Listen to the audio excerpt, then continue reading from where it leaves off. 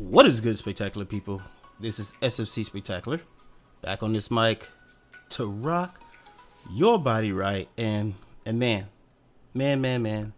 this is gonna be a heavy one tonight, brother. A heavy one tonight. First off, let me say thank you to everybody who's been rocking with me. If it's just been 2 days, 3 days, or the whole 8 years that I've been here on YouTube.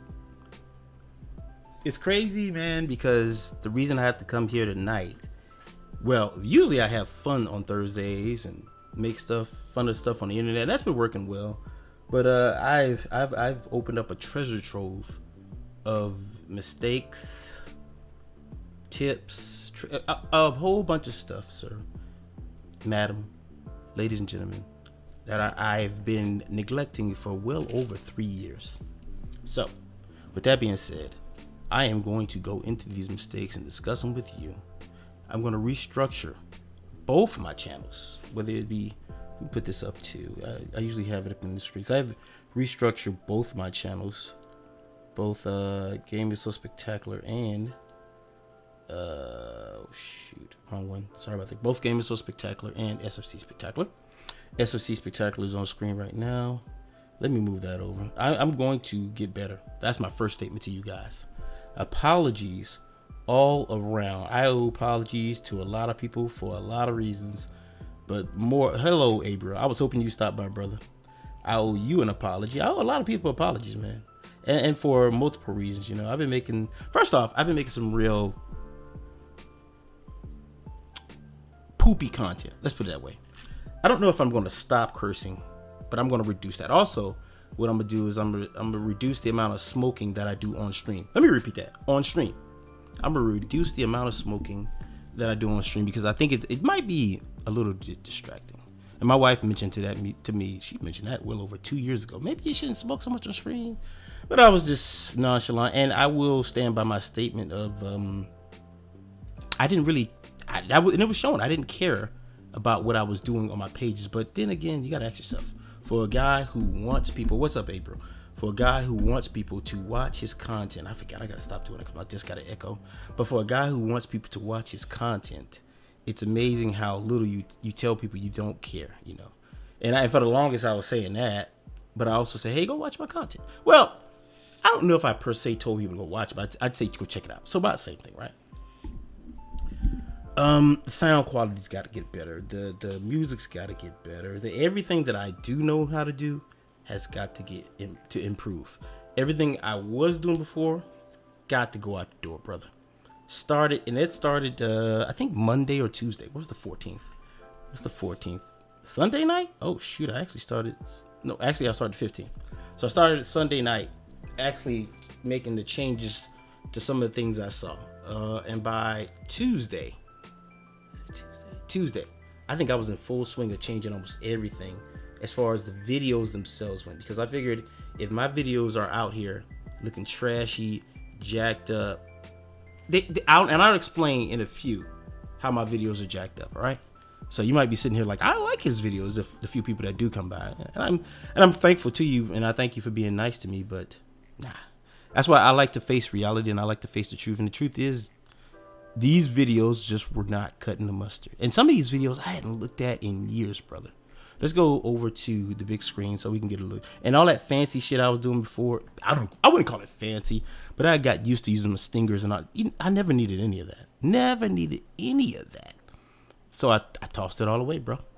That's kind of why I left Twitch too. And trust me, Abriel, I'm through talking bad about Twitch. What's up, Razor? How you doing, brother? I owe you an apology. I owe everybody an apology, bro. And I will explain further in a few, all right? But yeah, I owe you an apology, Abriel. I remember you telling me, a lot of people have told me things, and I sort of listened, but I didn't, right? Halfway listening is not listening. So if somebody says to me, hey, man, I like your channel, but I don't like you talking about Twitch, and they're the only person telling you that, then maybe you should listen. And this is for me, nobody else. This is for me. This is what I thought. So I don't want to leave it vague or anything out there like, oh, man, da-da-da. If we don't like it, kick rocks with those. That's gone. That's gone, bro. That's gone, April. No, hey, go look at my last 20 videos and see if you see that intro anymore. That's gone, brother. That was one of the biggest mistakes holding my channel back. How you doing tonight, Razor? Glad to see you, bro. Always glad to see you. I'm immensely enjoying what you're doing with your channel, bro. And I'm not blowing smoke up your ass because you know I'm usually a mean joker. So when I say it, I really mean it. But I'm gonna start spotlighting more small YouTubers that I know, content creators, because, excuse me, as I'm sure when I fix these mistakes I'm identifying to you today, this channel is going to start going up. All right.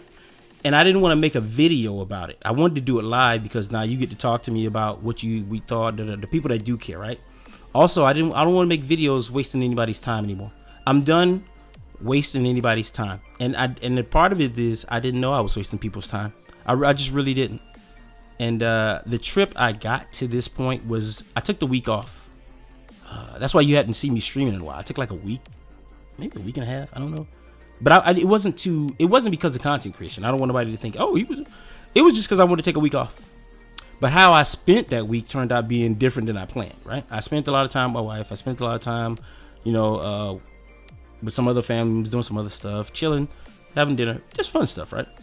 And I think it was Sunday night when I got off work. I said, you know what? Somewhere in my head, I said to myself, look at why your videos aren't making it. Like if you're going to keep making videos, clearly people watching them.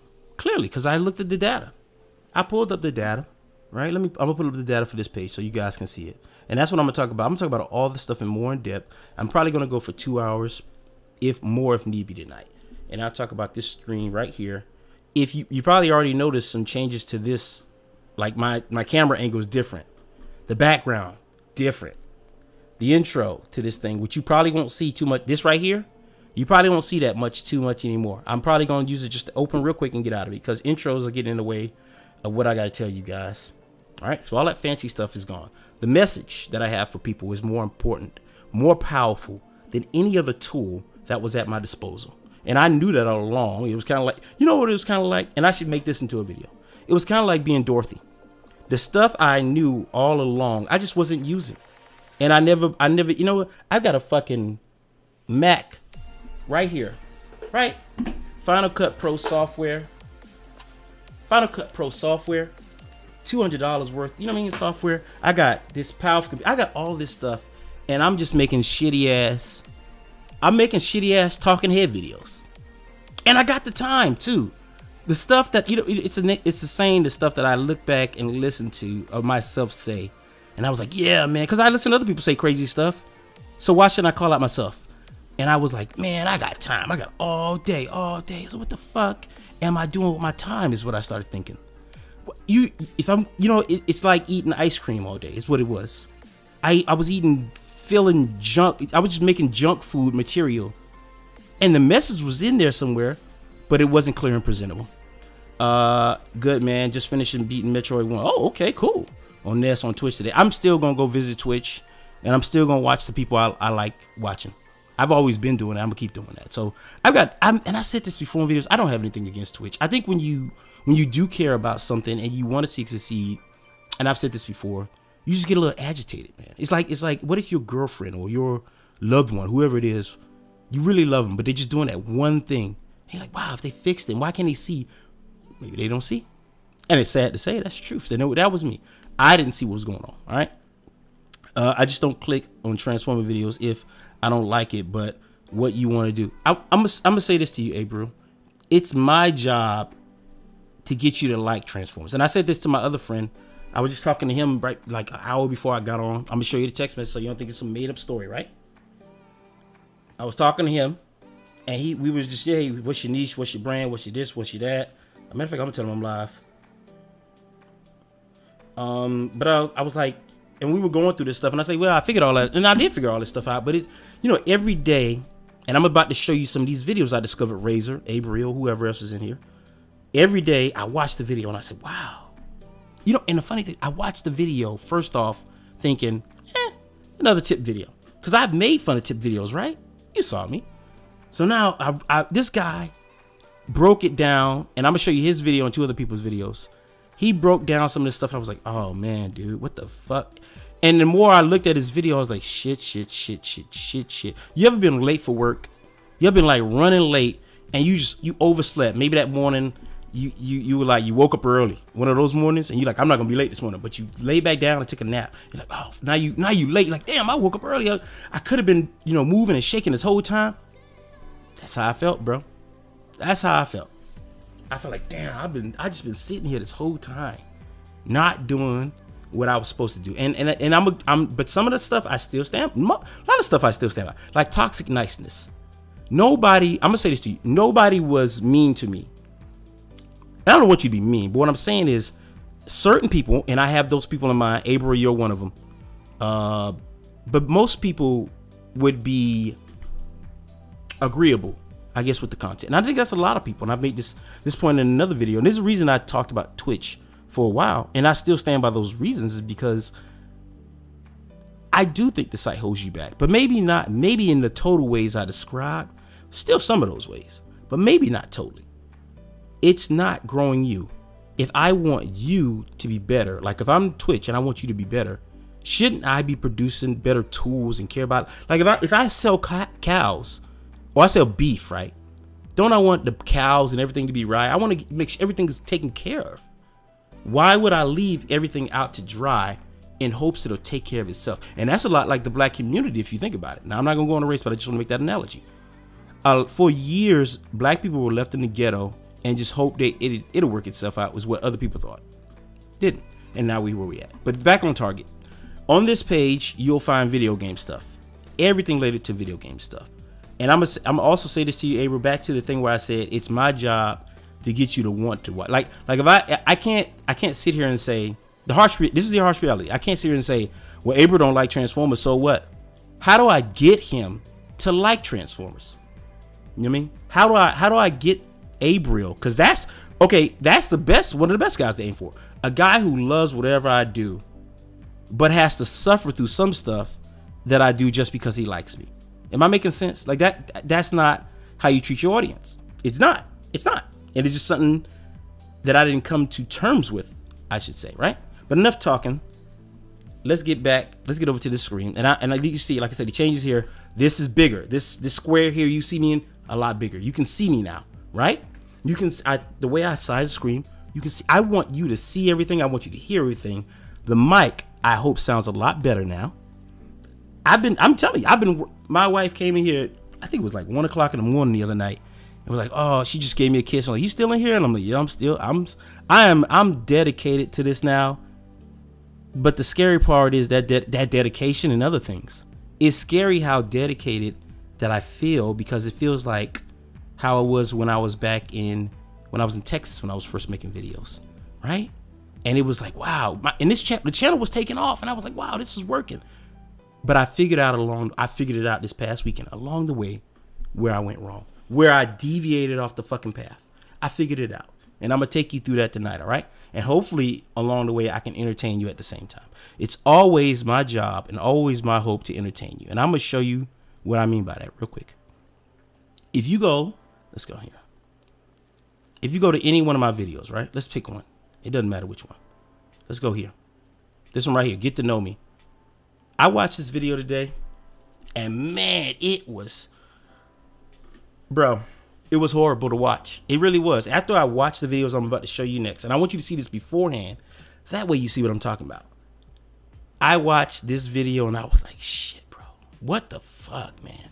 This video came across as like I was telling people how I was getting into YouTube, how I get to know me, I should say. Get to know me. I don't think nobody knew shit about me by the time I finished this video, except for, hey, I was in the Army. Come follow me on social media. All right? We gonna watch this video, and for the purpose of this video, I'm gonna skip around, but I don't skip around my videos. Let's watch it real quick. We'll skim through it. Is what we're gonna do, okay? Let's skim through it. What is good, peeps? SFC Spectacular. Back on his mic to rock your body right. Now, I want to point out a few things, too. That subject, you like what you like. Who am I to tell you that? And I hear you. I do hear you, April. But I'm gonna stand by this.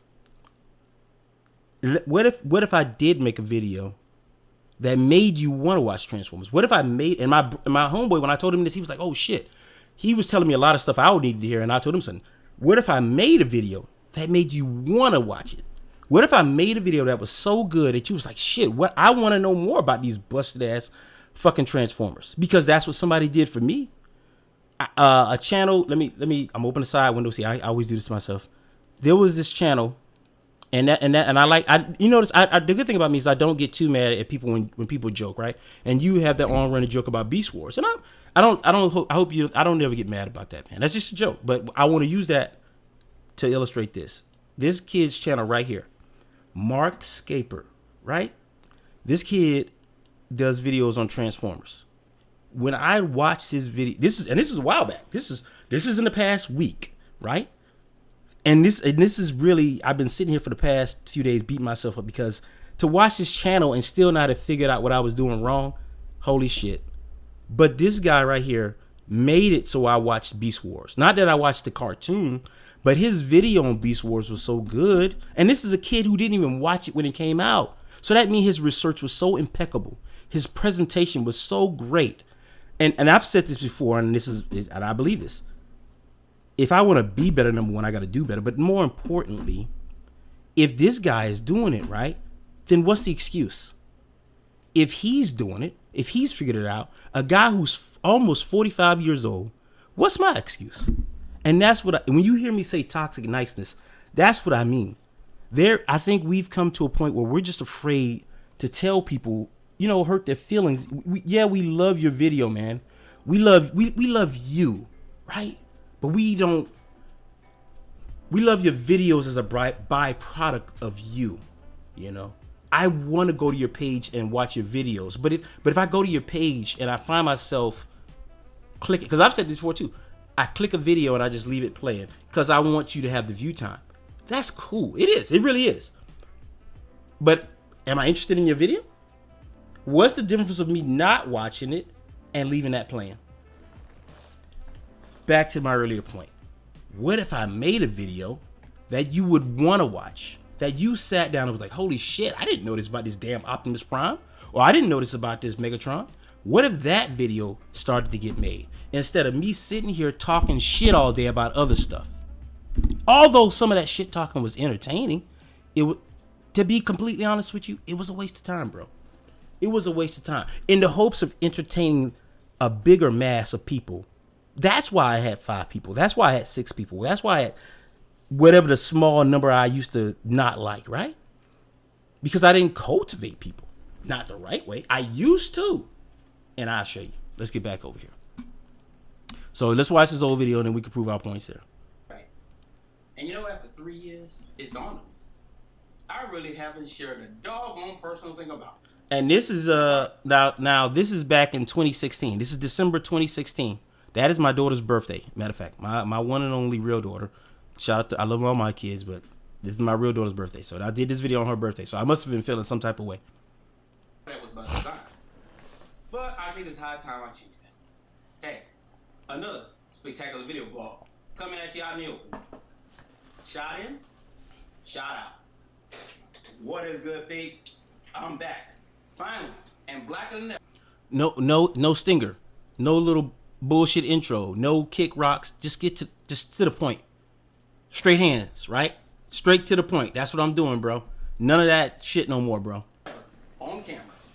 I know I've been off camera for a while. Matter of fact, if you want an example of this, on this page right now, there's a video that I published like last night.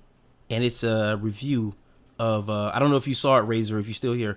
It's the review of my Cam Link, the cheap capture card versus the Cam Link. That's where I'm headed. That's not totally, like that's, put it this way, that's 50% of what I want to be. That video is 50% what I want to be, and I'll show you how. But let's back to this. Deep videos, quality production for a while. But hey, man, I've been busy. I go to school. I does stuff. Okay. See, wrong attitude. Now I want you to watch my video, but here I am saying that's basically fuck you, right? That was basically fuck you. Let's listen to it again. I want to make good videos, but. Wow. But hey, man, I've been busy. I go to school. I does stuff. Okay.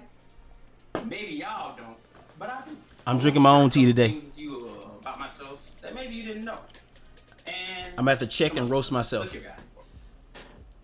If you want to catch me from now on, You can do it here on YouTube. You can do it on Instagram, 26,000 followers strong. Advertising. You can do it on Twitter. Now, any other platform after that, you on your own. If you can't reach me on Facebook, that's your fault.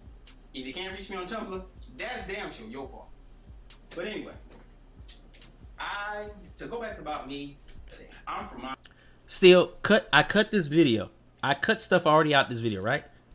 A minute and 18 in, I ain't told you shit about me yet. All I told you is my name, right? Still ain't gonna tell you shit. I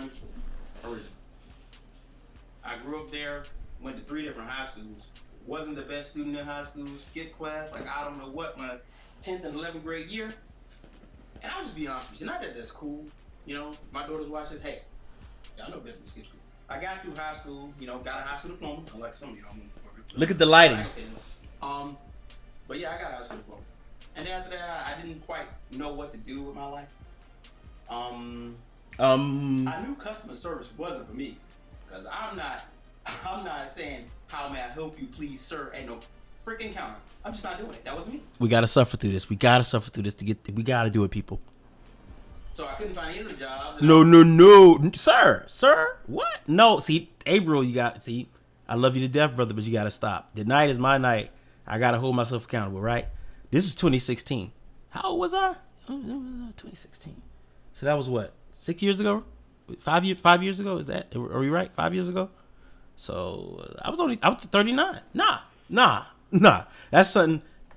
Hey, I'm still take shots at single mothers. That ain't changed. But that's something a single mama say. I was young and dumb. I can't do that. I can't live by that, baby. I can't do it, April. I was 18 and I went to college for a while. State University of Miami and Miami-Dade. Oh shit, my brother calling me. My mama swear that's real college. Come on, y'all. Well, it is now. But anyway, I went there for a while and that wasn't working out. I was doing horrible in school. So I decided to not drop out, but I ain't going back. Shortly thereafter, United States Army recruiter came calling. I was like, yeah, I'd do anything to get away from this woman's house. Shoot. And he gave me that means. So I joined the United States Army way back in 1995. Did 4 years, went to Fort Wainwright, Alaska. My first duty station. That sucked to high hell. Met the first wife there. She sucks to high hell. And if she's ever watching this, you suck. My brother. Okay?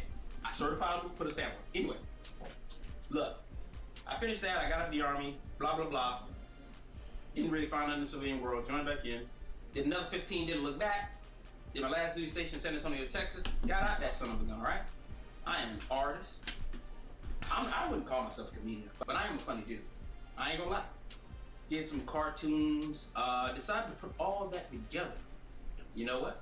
And make some videos on YouTube. And I was pretty good at it. I think I'm pretty good at it. The editing skills is quite nice. The editing itself. Yeah. Editing. Yeah. I'm say so myself. Okay. Nah, I you're wrong, decided to get on YouTube, Instagram, just goof around, make some stuff, see what I can do. Let's skim through it. Before I even join the answer you don't like. Look how the lighting changed. In fact, you get the pick. It was dark here, then all of a sudden That's one of you that come out here and watch every week, even if it's only you can see the light all set up. Even if one. I enjoy doing this. I've been doing it for quite some time. I do enjoy doing it. Thank you, guys. That's still Can't true. say that enough. That's still true. I still enjoy doing this. That's still true. I do. Or I wouldn't be doing it. But look at the desk all disheveled and disarrayed. Lights all jacked up. Partial ice cream. Sweating like a pig. No haircut. That's something else I gotta fix. My haircut, y'all. Presentation, right? Now, I used to say to myself, well, there's other people running around here with afros, unkempt. They content just that much more. I'm gonna say this to you. In my eyes, that means they content is that much more better than me. That a nappy-headed person or somebody unkempt. That's the best way to put it. Somebody who not put together, buttery teeth, unkempt hair, and they still get more views than me. That does say something about my content. So, all right. So enough of that bullshit right now. Yeah, I seen it. I need to watch it again so I can get my input on it. Hey, bro. Whenever hey, look. This is what I realized though, in my journey to this too. A lot of things I realized is if you watch one of my videos, right, it'll show you another one. So I've learned a lot about this algorithm, specifically to YouTube, that is. So a couple things. Now, see, I'm glad about this. A couple things I told people were true. Well, most of it. A couple things I told people were not true, but I didn't know that. Like, I told Riot, I believe, Riot Stream, shout out to Riot if you watch this. I told him to use his intro. Turns out, and you know what? Here's how I can tell. Turns out people don't want to watch an intro. You know how I can tell? Because I don't watch them bitches neither. Whether I'm watching my own video or somebody else's video, I don't really watch them. Unless it's like a good ass catchy intro, then I don't watch that bitch. I just don't. So why put it in there? Gotta be honest, right? All right. So let's move on. I have some videos saved for you to look at.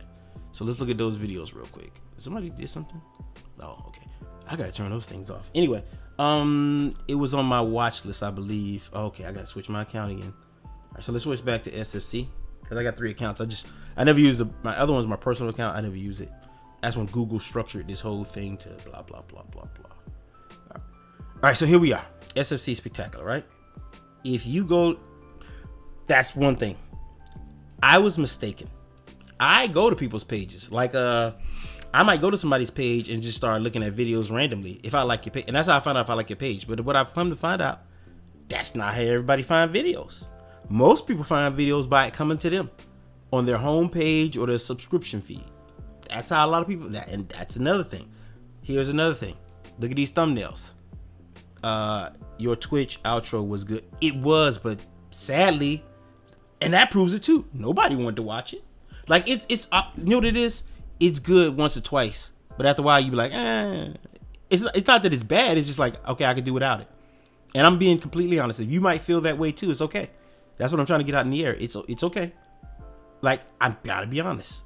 If you've got a banger of an intro, yeah. You notice I noticed people coming back, and not just to my video. If you're talking a great story, or you're very charismatic, right? Your music that you use, very, very, very good. If you get some good music, because I like the music I have, but I heard some better music. So, but if you got good music and you're editing, you got to be able to package this is what I learned overall. You got to be able to package that video so well, people won't have a choice. Like the thumbnails.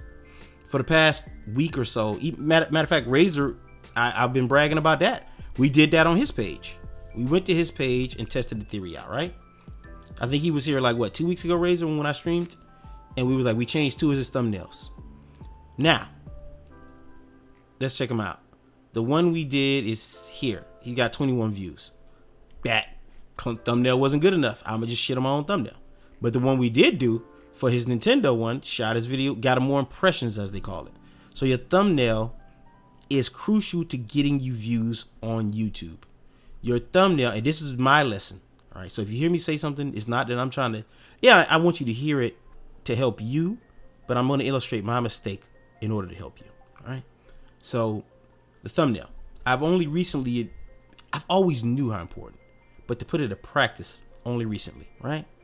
My thumbnails on my page, let's go back to it. These are better, but that's still not saying much, right? My goal is to ultimately get myself on the front of my thumbnail. That's my goal now. Now, let's take a trip way back. Now, it's a lot easier to travel back now because what I did was I unlisted a lot of videos or I scrapped it altogether. I kept a lot of videos. Now, some videos I kept because I wanted to be an homage to what I was doing. Like an homage to idiocy, if you will. Like, here's what I was doing. Like, let's say I do blow up. Here's what I was doing and why I wasn't. It's like a lesson, right? Some of these videos stand as a testament to, hey, dude, look what you were doing wrong. Let's take a look at this video real quick. It's called In Need of Support. I haven't watched this video in forever, bro. Now, you can tell people liked it back then. People actually commented and liked on it, right? Whatever. Over time, 75 views. But you know what I figured out? You know what I noticed? I do a video, then I pivot away. I do a video, then I pivot away. So I'll show you the reason why I'm showing you this video. Here's the intro. Here's an old intro you probably never seen before. I don't know, maybe you have, maybe you haven't. But this is how I used to start videos. Shot it. Shot out. Lighting, I'm not gonna be hard on myself because that was 2014. So this program contains subject matter and language that may be disturbing to some viewers. Viewer discretion is advised. And if you don't like the Nobody came to see that. Nobody came to see that shit. It gets old after the 33rd time. Look how long it is. Look how I'm wasting time. This is what I come to realize. It's cool. The first time you see this, it might be cool. You might think it's corny. But the point is, it's not needed. It's not needed. And most people skip past it. You feeling that, baby? You know, you gotta do it like Goku. Now, this isn't bad. This is what I'm talking about. This video, at its heart, was okay. Like what I was doing in the video itself was okay. The way it was edited a little bit was okay. Keep in mind, 2014 though.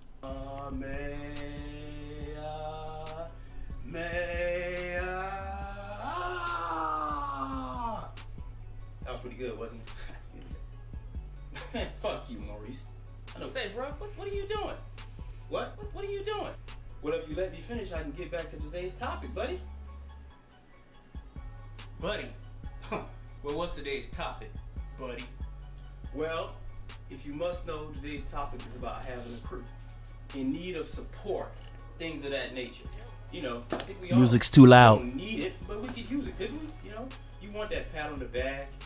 You want that, you know, you did a good job, attaboy as they call it. Is that right? Well, pats on the back are all fine and dandy, but what about the times you F up, you know? Kill all them attaboys. People gonna talk about you. What about that? Well, I guess you could say that. Yeah, people will, you know, take all those attaboys away with one oh shit. But you're just being negative.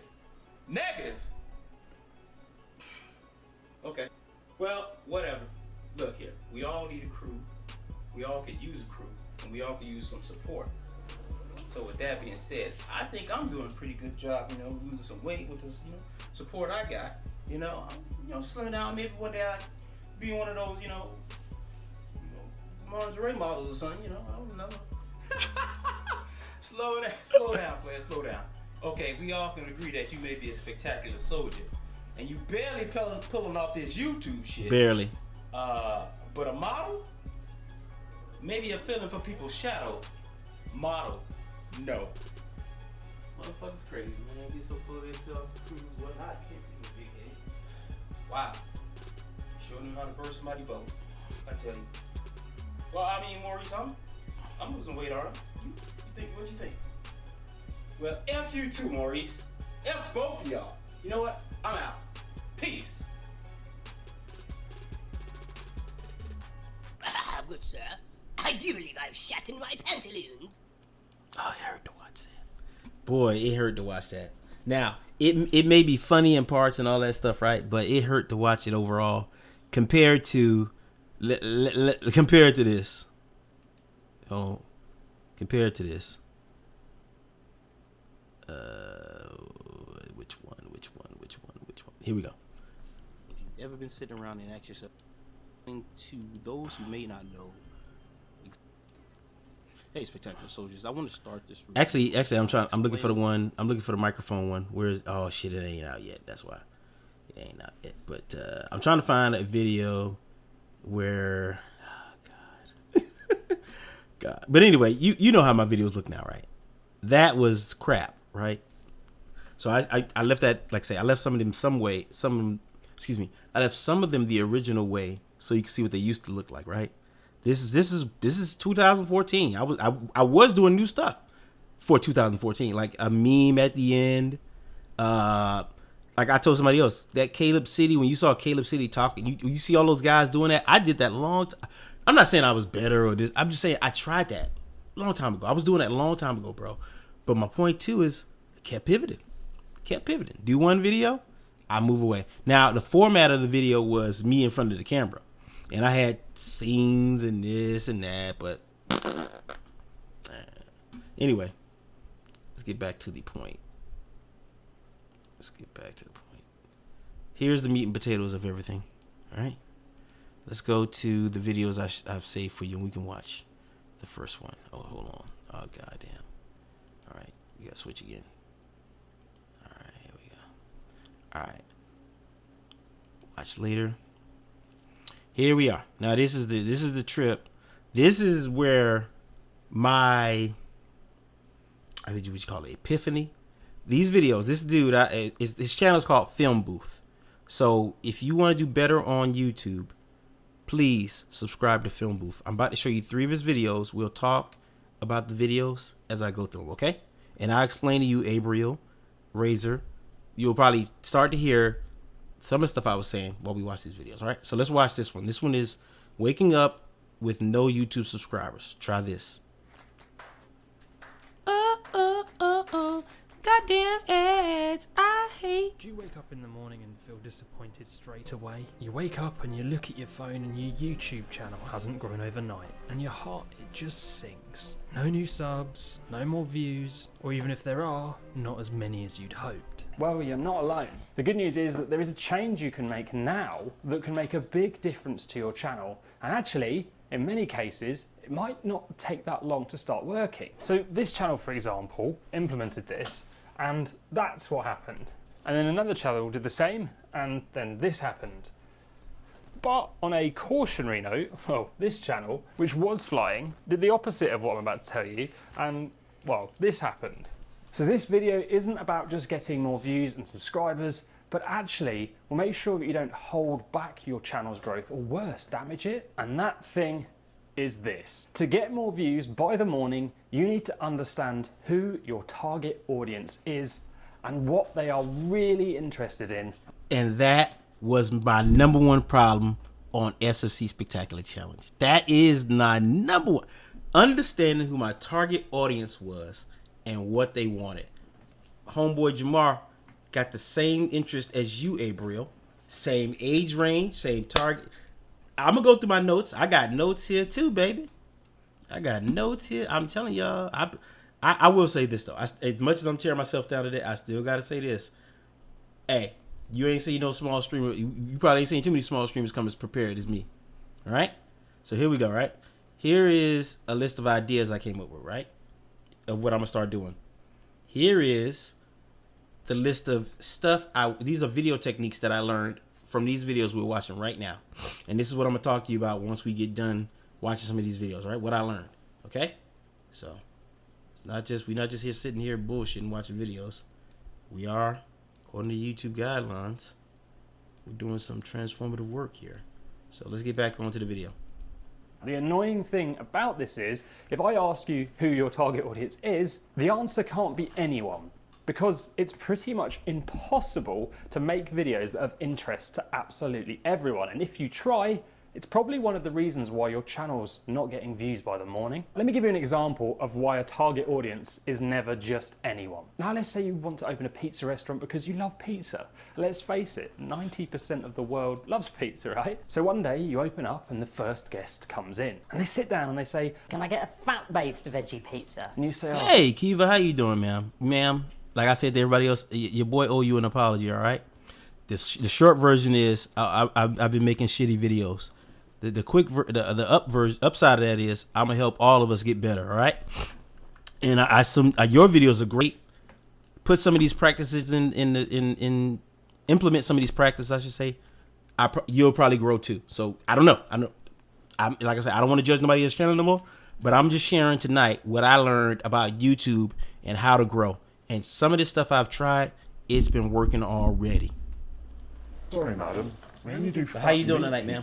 turns out this entire town is 85% vegetarian due to the great cow attack of '92, and meat strikes fear into their hearts. So every time they see your restaurant, they just walk past it because they know that that restaurant is not of interest to them. A few weeks later, thin-based veggie pizza land opens up next door, and by the end of the year, the restaurant is so successful that they have queues of people waiting to come in. And then these people just come back every day because the pizzas are so perfect for them, and now the town's just getting obese. So even though most people on planet Earth like pizza, we're not just massive fans of pizza itself. We have a favourite. So in the pizza situation, the target audience was vegetarian thin-crust pizza lovers. It was not pizza itself. So it's your job to work out what your target audience is really, really interested in. And April, if you still here, that's what I meant when I said earlier, what if I made a video that made you want to watch the Transformers, right? Instead of just hoping Abriel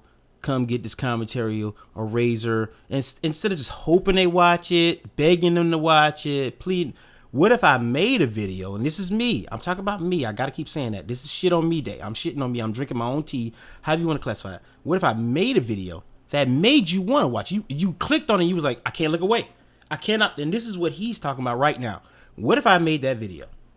Interested in, just like Veggie Pizza Land, to the point they would almost queue to watch your content. So let's just relate that to YouTube to try and make a little more sense of it. Let's say you have a fishing channel and you made loads of videos about fishing, fly fishing, sea fishing, rods, bait, all that sort of stuff. And you realise that the videos that did best were always about night fishing. So you say, okay, I'm gonna niche down and I'm gonna make lots more videos about night fishing, but you're still waking up and you've not grown overnight. So why might that be? Well, this is because YouTube isn't about making videos for a niche, but simply making videos that people are interested in, videos that keep people coming back to the platform for more. So in order to do this, there is another level to consider. Using the example, the viewers were interested in night fishing, but what do they really care about within those videos? Because there will be one thing that sticks out to them more than anything else. So for this audience, the one thing they really care about is probably that they just want to catch more fish at night, right? Which means that a video titled "The Best Night Fishing Rod" might not get the same traction as a video called "The Rod That Will Catch You 10 Times More Fish at Night." This is because your viewer might not want to buy a new rod when you make that video. They're happy with theirs, but they're not happy with the amount of fish they catch, and they probably never will be. So they're... Here's the good news. I can apply what he just said, not to, but to a lot of people's videos. Meaning, if you heard that and you say, well, how do I make my videos? You know, he's talking about fly fishing. How do I make my video appeal to everybody? I'll break it down later. Way more likely to click, watch and listen to a video that sounds like it solves their never-ending problem, rather than one about a problem. And you are correct. You are correct, Gabriel. You are yes. You were just showing I was just showing the toys and talking over the footage. Lazy content. Have yet, and you can assume this topic will get more traction as most night fishing fans will want to catch more fish. We can't possibly ever know when people might need a new rod. So do you see the difference there? Once you have your niche, you now need to work out the thing the viewers are really interested in within it, rather than just keep making videos for a niche. Have a look at this. So this channel I work with, who made videos for their niche, the channel grew and got views, and that's okay. It was picking up about 500 subs a month, so it wasn't really failing. That was me at one point. But this is what happened when we switched and said, what do your viewers really care about right now? What interests them so much that when a video pops up on this topic on YouTube, it will not only catch their eye, but they won't be able to resist clicking on it. And that spike was the result of realizing what those people cared about that much within the niche. And the channel is now growing at 1,700 subscribers a month, a few months later. So how do you work out who your viewers are and what they're interested in? So the first step, you need to write down the age, location of sex. I'm gonna give you the link to this guy. I'm gonna give you everything to this guy that I found, right? I'm gonna give you as much as I can tonight. That way you don't wait around for fucking 8 years like I did. 8 years. And my homeboy said, you know, he said something that made, I don't know if he comes to screen, but anyway, he said something to me, right, that made me think, right? He was like, well, Kevin, and I know you don't like him, it's just an example. He said it took Kevin Samuels 10 years to make it. I was like, that used to make me upset to hear that. It used to make me be like, man, it don't take no 5, 6, and it doesn't. It doesn't. If you smart enough to realize why it would. Like, if you smart enough to crack the code, yes. But in my particular case, it's taking me. Now, I wouldn't say 8. That's not fair. I keep telling them. I'm measuring it by how long I've been making videos. To be honest, I'd say 3. That's how long since 2017. That's how long I've been on this wrong path. Since 2017. That's what I calculated to. That's when my videos started just going. So. You think your viewers are. So if you already have data in your YouTube studio, then all you need to do is go to the audience tab. You can see the age. And that's the good thing about his videos. He tells you this is the first part that really like hit me over the head. The rest of the stuff he was saying at first, it was like, have you ever watched a tip video and you're like, this motherfucker just talking shit? And I know I have, because once again, I made a video making fun of one. But in this particular one, when he showed me this metric bar, because I would cruise through there, look at it, not really, but I didn't take it serious because I didn't really give a fuck, right? But when he broke this down, I was like, oh shit. And the old shit just kept compiling. I mean, my old shit list, by the time I was through with 3 of his videos, was like, damn, boy, you've been fucking up. That's what I thought. The sex of your existing viewers. Now you might be thinking these are not the right people for me, and that's a sign that your channel could be going in the wrong direction, or it might be absolutely perfect. Either way, you need to get that down. Remember, the more specific, the better here. You don't want your target audience's age range to be 18 to 69, even if those people are interested in your topic, because the way you talk to an 18-year-old will be very different. The interests of an 18-year-old and a 60-year-old within the niche will be different too. And then if you already have videos, look for some more clues. So go in and see what got the most views in the last 30 days from your new releases. What's your most viewed videos? If the videos that are getting the most views are on the same topic, it's a sign that here might be a good place to start. Don't worry, you can start from scratch with these steps too. Then you want to write down a list of the things you think that your target audience are most interested in. Write down the problems that they have, that they want solving in life from your YouTube content. And now, I know this might sound weird, this next bit, but write down what this person in your mind does every day. And seriously, write down the first thing they do when they get up, what they have for breakfast, what's on their mind when they wake up, what they watch whilst they eat, what they do all day, what they do on their lunch break, how often they come to YouTube, what devices you think they watch on, and you can get that data in your YouTube studio anyway. And then write down what they do for work, what books they read, websites they visit, how much they earn, what other channels they watch inside and outside of your niche. If they're married, if they have children, their goals in life, what fears they have, what excites them. It's a lot of things, right? And you might not have any idea at all yet, which is okay. But you just need to know that you've got to try and establish these over time, because once you know this, you'll only make videos people are interested in. So what happens when you do this is, firstly, you'll start coming up with video topics a lot easier, because just writing this down will get you thinking. You'll also have a checklist for your ideas, because if you're using a tool to find out keywords and how much search... Matter of fact, it just dawned on me what it was like. It's as though you were taking a survey with, it's like if you had all your viewers in front of you, these stats, right? If you read them the right way, you don't have to ask the people in the chat room. You read the stat the right way, and it's like taking an order. Okay, I see you want a Transformers video without the fluff. You want it to be interesting, and you want special graphic.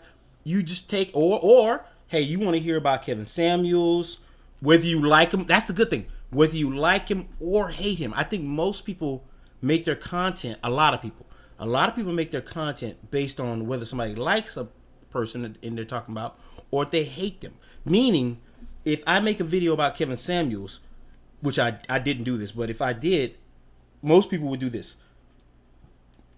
First off, I let's say I have a bias towards him. I like Kevin Samuels, right? Okay, well, I'm gonna make this video with the people that like him in mind. Consequently, or on the other side, you have people say, well, I'm gonna make the video about hating him, and I know you've seen this before. It's two sides of a coin. Either when people talk about other YouTubers or somebody in the news, they present the side they like, and they present the side they hate. So the people that like them talk about them that way. What I'm saying to you now is, what if you brought a video to the forefront that encompassed all that, but in the end made somebody think about it? Like, what if you heard a video that started off with, Kevin Samuels has been known to be one of the most hated guys on YouTube, and then a graphic flashed across the screen with his face and people throwing tomatoes, boo! Kevin Samuels also has been loved by a lot of people. But what's your opinion on him? Well, don't tell me right now. We can look into all of the, you go in real quick, you touch him, and then at the end you say, so what do you think of Kevin Samuels now? That's what gets people talking. That's what, when you present, this is what I found, and this is the same thing wrong with the news. When you present your opinion, not that it's wrong, I don't want somebody to do it. When you present your opinion, it muddles up the whole take. It muddles the whole take up. Like if I presented what I just said to you in a truly objective manner, like if I presented the good and the bad, and then at the end of the video I said, so what's your take on him? You would be more inclined to say, fuck that guy, or I love that, but you would voluntarily say it. And that's the difference I've learned between saying, hey guys, watch my videos and sub, instead of giving somebody what they want that'll make them want to like and sub. Am I making sense? Please tell me if I am. One in the chat room if I'm making sense. Type one in the chat room for me, please. But that's what I'm talking about. It for the longest, I was so upset with my family, who I call friends, for not watching my video. I'm telling you, up until last week, And I would say this often, man, the motherfuckers. I made memes about it. People that know you know how they don't watch my videos? Cause the shit ain't good enough, fam. Here's how I know. Here's how, like, versus them not liking me or the video's good, right? Even if you don't like me, you'll still watch the video. If you make content, don't you have that guy? Don't you have that girl? The person that can't resist watching you because your content is just that. It either bothers them that much or it pleases them that much. And apply that to every fucking video you do. Instead of shoveling out 10 videos of nothing like I did, why not just shut out a great ass video? One, like, all my powers combined, Captain Planet type fucking video. But every fucking time, instead of blaming people and saying, oh man, my cousin ain't want to watch my fucking video, what did I do wrong that he didn't want to watch it? Why didn't I make a video where he was like, damn, I saw your video, dog, and I ain't say shit to him? That's what I'm reaching for now. That's what I'm out there for. And like I said, I got a video coming out tomorrow about a capture card, and that is going to scratch the surface of what I'm aiming for. I said that before, I'm gonna say it again. So the capture card will help you out. Look, that's my purpose too, to help you to tell a story, entertain, all at one time. That's my new mission. I want to say my promise to you, right? I want to. I think I'm pretty good at delivering them on promises. But that's what I want to do now. I don't want to sit here anymore and say, damn, why nobody ain't watching my videos? I want to be able to sit here and say, shit, I can't get people to stop talking about my videos. That's where I want to be. And notice I didn't mention money not one time. Is money important? I want to say this, and I've never downplayed it. Money is always important. I would disagree with anybody that says it's not important, but let's put it into context. That's what we should do. Money is important in the way I need to breathe. It's important the way I need to drive my car. It's important because it's important for a shitload of reasons. But that's all it's for, is those reasons. And that's why I can't say I'm proud of this. That's why I don't bring money into my content. Unless the content is about money specifically. That's why you don't hear me on stream. When I used to stream, you didn't hear me say, hey guys, we have 5 subs. If I could get one, since you, now April, I know you an honest man. Everybody else in the chat room who watched me stream on Twitch or wherever else, you probably have never heard me. Matter of fact, I'm probably the only guy you know that said, don't sub. Don't sub. And that was before I was like, fuck Twitch, right? Because I still had in my heart content. What is good? What's gonna make somebody watch me? But let's finish watching this. Much interest there is. You could see a topic looks like an amazing one to cover, but it still might not be the ideal thing that your viewers in particular care about, the thing that they'll click on just because lots of other people do. So this information will make every decision you make more targeted. And this is what happens when you do this. No, this video you're watching right now. So I started off just doing exactly this, writing down, what do my target audience think about the moment they wake up? And I thought, well, if they're like me, they go on YouTube and see if their channel grew overnight. Thing is, I didn't plan this video based on that at all. I just had it in my mind as a result of trying to establish what people cared about. But the next day I was watching a video and I was reading the comments below it, and someone had written a comment about how upsetting it was to wake up to no growth on YouTube in the morning. And there were tons of likes and comments and people joining in the conversation and agreeing. And then a few days later, I was chatting to someone else and they said exactly the same thing. So having this in mind made me find clues to content I thought you might be interested in. So there was a video topic that, well, let's see how it does. That would have gone unnoticed if I hadn't spent the time to go to that almost odd level of detail. You see, the details are not there for you to make videos about, but to help you get into the shoes of your viewers. And it will make you more alert to the things that you were once not. What's crazy is YouTube itself actually states that its sole purpose is to get people to watch videos they're interested in and to keep them coming back to the platform for more. Which means, unless you know exactly what those people care about, it's very hard to do what YouTube wants you to do as a creator. And just like this graph here that shoots up a ton really quick, when you do what YouTube wants and your viewers want, you'll get rewarded. Which brings us on to the next issue, and that is just knowing what your audience is interested in a lot is the first step. The second is making videos they watch for as long as possible, and that means you need to learn how to make videos that keep people interested. So that all starts, of course, with the topic and the title and making sure that straight away your content lives up to the title. Here are some tips you can try that will hold people's attention and as a result will grow your channel in your sleep. The first thing is to think about first impressions. If a viewer has never seen you before, they're not going to be there thinking, I'm going to give this person tons of chances. They're gonna... Let me pause, because I listened to this part right here like at least 3 times, and I'm not exaggerating, because he's being nice about something I usually say. I'm not going to get this guy a ton. I laughed when he said that. I'm not going to get this guy a ton of chances. How many times you heard a streamer say, well, I wish I knew why people was coming in and then leaving. I'm not going to give this guy a ton of chances. And you know what's funny? We all think that, even if you're a content creator, because you go to somebody else stream like, fuck this guy. Bro, I'm not going to give this guy a lot of chances. So what that mean? I got to fucking make use of every little bit of your time. Another lesson I learned.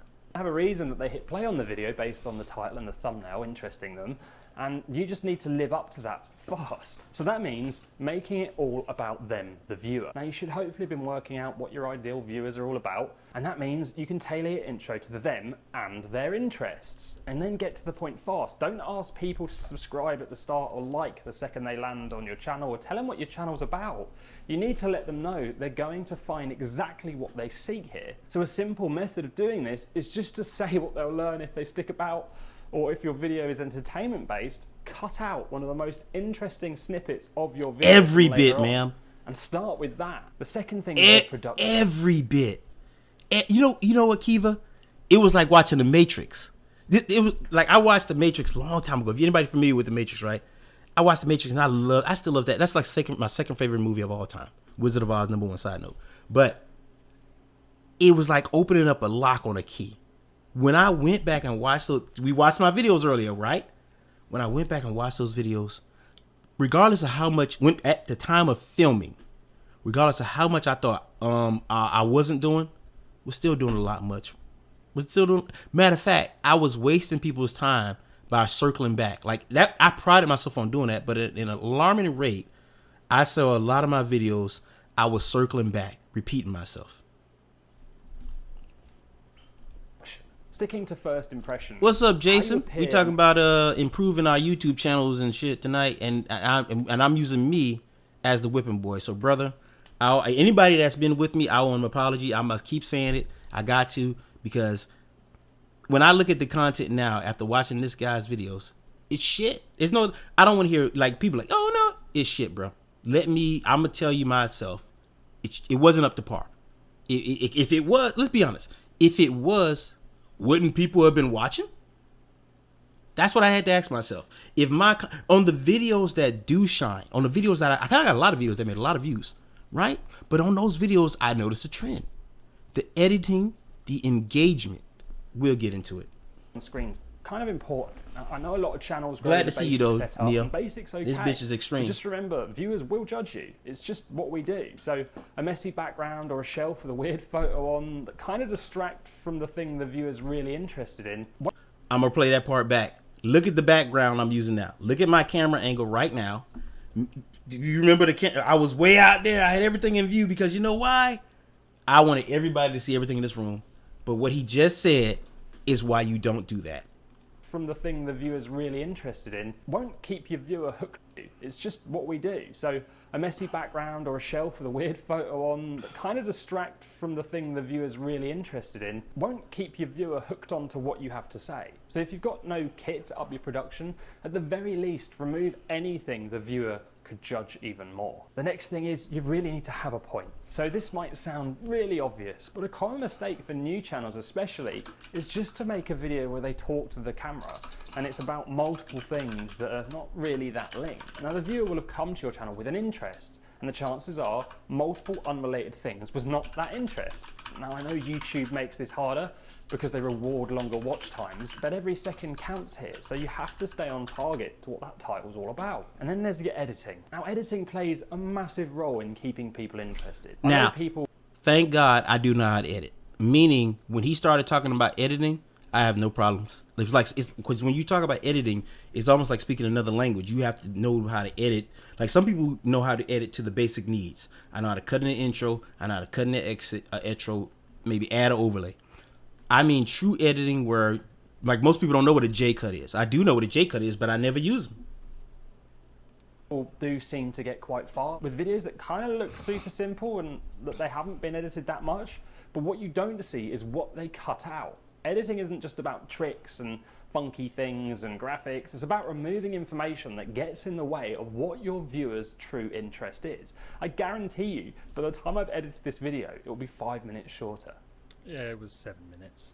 Edit out anything that does repeat itself or waffle on a ton or even stumbles that distracts from the message. Now, you don't have to be the perfect presenter, but doing this right here. This right here. Oh yeah, doing this will stop your flow of the content and people could potentially be put off and leave. And then you just need to keep learning how to make better videos. So look at your audience retention percentage in your YouTube studio and see how long people watch for. So I tend to aim for 60% retention on every video I make, which is flipping hard, and I don't hit it all the time, but let me tell you a little secret. So long as you keep an eye on this and try new things to try and improve your retention, eventually you will make videos that do just this. And I'm gonna give you a little tip for free. If you change location when you're talking to camera, I plan on doing this throughout this whole video, retention increases. No? I plan on doing that too. What he just said, because I used to do it. I'll show you some old videos too. I used to change locations too, but I just did it because of the video I was making, right? I didn't plan it in there to say, hey, but what he's talking about works. Seriously, I've been testing this on my other channel. I don't go mad with location changes. I just move about a bit and I talk to the camera in different places, and it really does hold people for longer. And you can see, yes, there's an initial drop off, but then after that point, people really just seem to hang around, and it makes sense, right? Just watching someone talk to camera could be a bit boring. Which leads me on to adding text, chapters and graphics to help break your videos up a little bit. Now this is tried and tested and it will boost your attention, and then the result of that will be more views when you wake up in the morning. There is so much to learn with YouTube. If I could start again, there is one thing and one thing only I would focus on more than anything, and that would be working out who my target audience is as fast as I could. But what if you've been making videos for a while? This thing really do be. What is up, boss? What's good, man? Now, is it too late to fix the audio? I owe everybody an apology, boss, so you get one too, especially you. You and Abriel, well, A Razor too. Like the people that come here every stream nonstop that follow me from another platform. Hey, bro. First off, thank you. But secondly, apologies for wasting your time. The video we're making will get better. That's the short end of the stick. I can't keep repeating, but let's go. Audience problem that you might have. Well, in the next video, I'm going to show you a potential solution which might terrify you, but it could be something you need to see. Now, real quick, I'm gonna go to his channel, right? And I'm gonna send the link in the chat room. And if you want, I encourage you to go to this man's channel after we finish here tonight or whenever you want to, right? Go watch this man. Not only with this, because this will help me. This is how this. Come on, 8 years, and this is just now drilled in, like 3 years. I gotta go back to 3 years. 3 years, and this is just now being drilled in my brain, right? So, I'm gonna send you this link real quick, and that way you can check this man out. You can check this channel out. Please, please, please. If you're saying to yourself, I just can't. I don't know how. Why my video? Even if you got 5,000, you're like, how can I get more? I promise you this stuff will work. I've been testing it out already, a lot of it. Especially those videos I'm about to show you next where you can go back and edit your old videos. Bro, I was in here for 2 days editing and still got more videos to do. I've been deleting. I've been putting stuff on private. Bro, I've been in this bitch working furiously. All right, here's this next video. We got, here's this. So this video right here was how to make a good video, right? All right, how to get more subscribers. Basically, subscribers make a better video. I deleted most of our viewers. Is the next video. Increase your video retention. We gonna watch 2 more videos. One's on thumbnails. This is the Instagram one. I'm gonna watch that for myself. But one's on thumbnails, right? The importance of thumbnails. And this one is for vlogging. Now I'm covering this one when thoughts of spaghetti. Now he was supposed to come through, but he haven't. I told him hey, if you want to watch this on replay spaghetti, hey, this one's for you. So we'll watch the how to vlog, but I'm gonna skim through that one because that one's like an hour long. I already watched it ahead of time. So I just hit the high points on that one. So let's hit these and then I'll go through the notes that I got, the ideas that I got, and then I'll go through how I'm gonna make these videos better for you.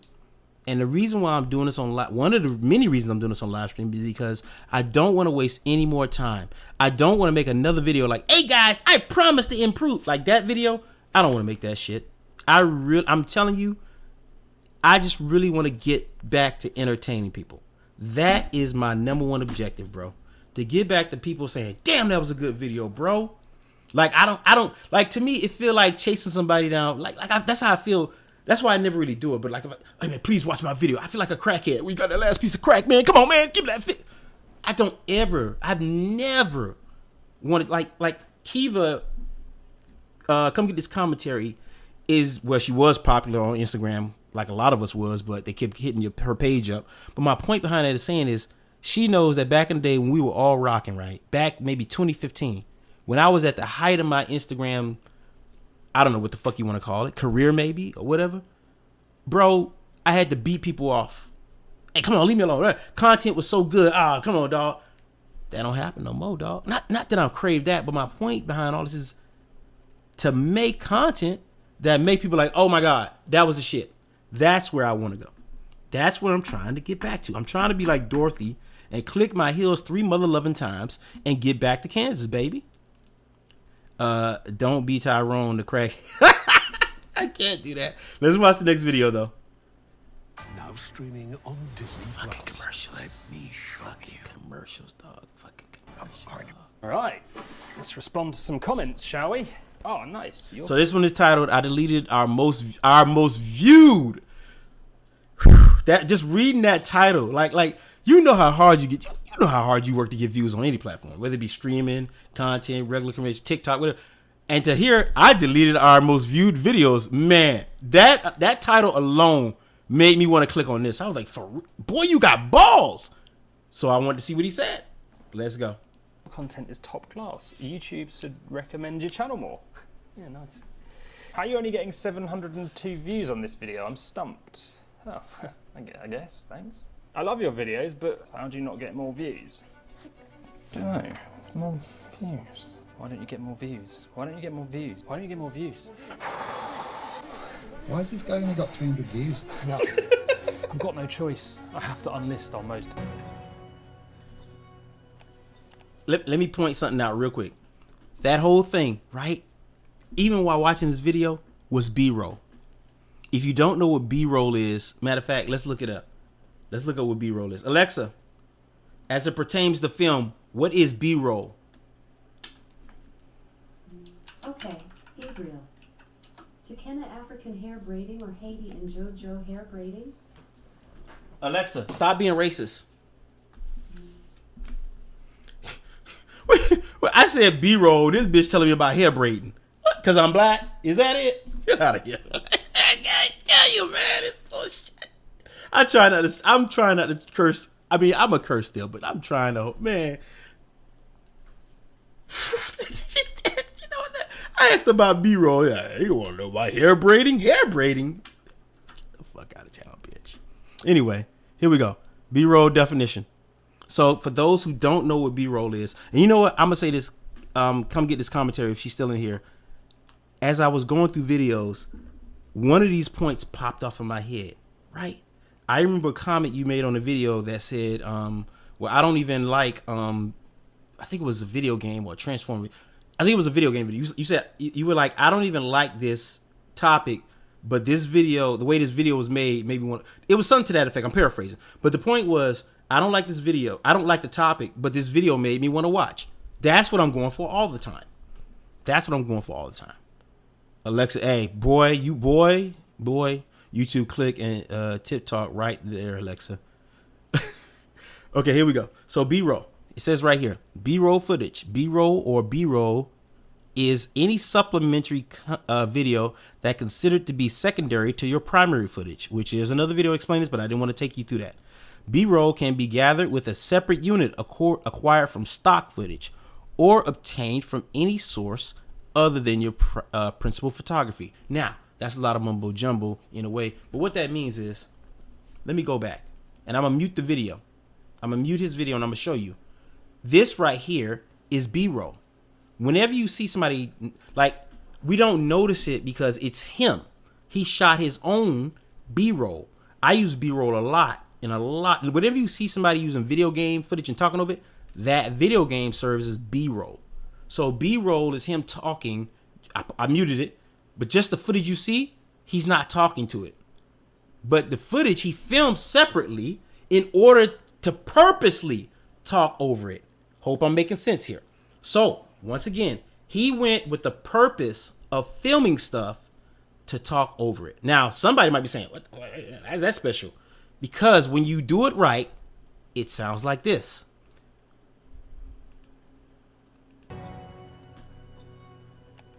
Why don't you get more views? Why don't you get more views? Why don't you get more views? Why has this guy only got 300 views? Voices talking. Don't go with the footage, right? No, I've got no choice. Now this is primary footage. Our most viewed videos ever. Now this is B-roll. All this is B-roll. Notice his angles keep changing. This is gonna come into play later in the video. Like I said before, when I was watching, I've watched a million videos, and I noticed it, but I have not noticed it because it was that subtle, and that's its job. There is a quote. Matter of fact, I'm gonna hit you with this quote real quick. I sideline myself a lot, but I'm gonna hit you with this real quick because it's vital. Bender. This was from Futurama, and what the star system said to him. I used to have this on my Facebook page. I'm dropping all this stuff on you because I want you to make the connections like I did, and I'm trying to make it as helpful through all these jokes or whatever I got to do to make it click in your head. So, do you know what I'm gonna do before I do it? Yes. What if I do something different? Then I don't know that. Cool. I bet a lot of people pray to you, huh? Yes, but there are so many asking so much. After a while, you just sort of tune it out. You know, I was God once. This whole thing, this whole exchange kind of reminds me of my whole conundrum right now.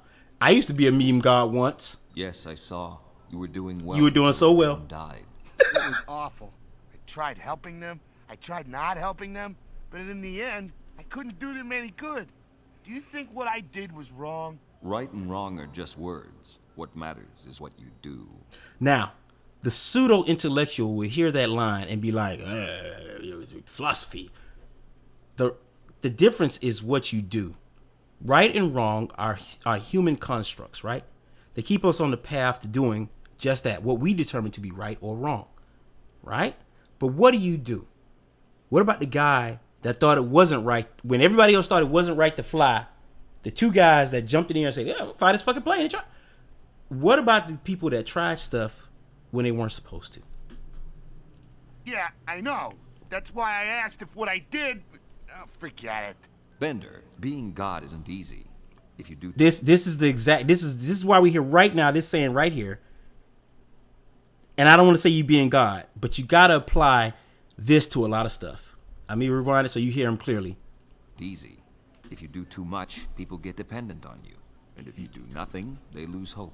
You have to use a light touch, like a safecracker or a pickpocket. Or a guy who burns down a bar for the insurance money. Yes, if you make it look like an electrical thing. When you do things right, people won't be sure you've done anything at all. And that is the line I'm going to use to facilitate you on B-roll. When you do things right, people won't even notice you did anything at all. It's just a seamless story. That's all it turns into. When you connect every scene, when you connect all your footage, your voices, it comes together to make a piece of content that hopefully everybody can enjoy, right? So when you do things right...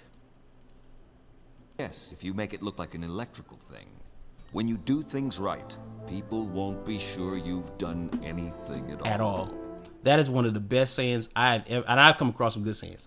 That is one of the best sayings I've ever heard, bro. When you do things right. But let's get back to this video. Enough of me going on about that.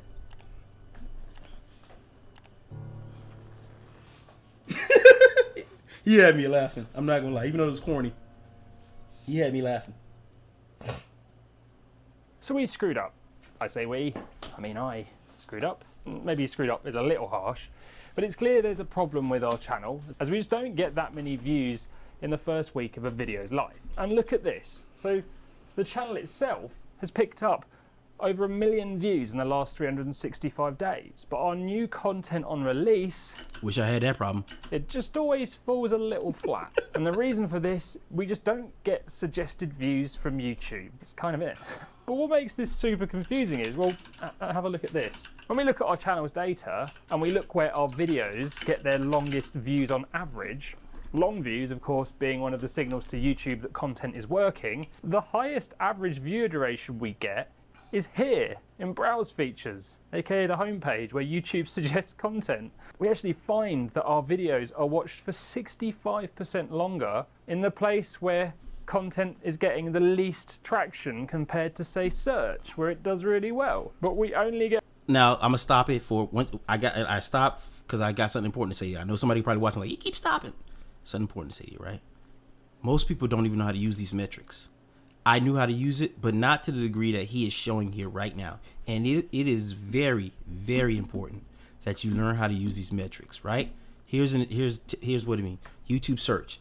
You got to find out what that means. You can hover over that little question mark to find out. If you go to your own page, exit out. Let me go to my page, right? We go to our page. Right? We go to our metrics. We just hover over stuff. Little sign, tell you everything you need to know. If you don't know what it means, right, they'll tell you. And hey, I don't want to apologize to an organization, but YouTube, I retracted all my videos about YouTube fucking me in the ass. I really did. Do you still have some type of bias?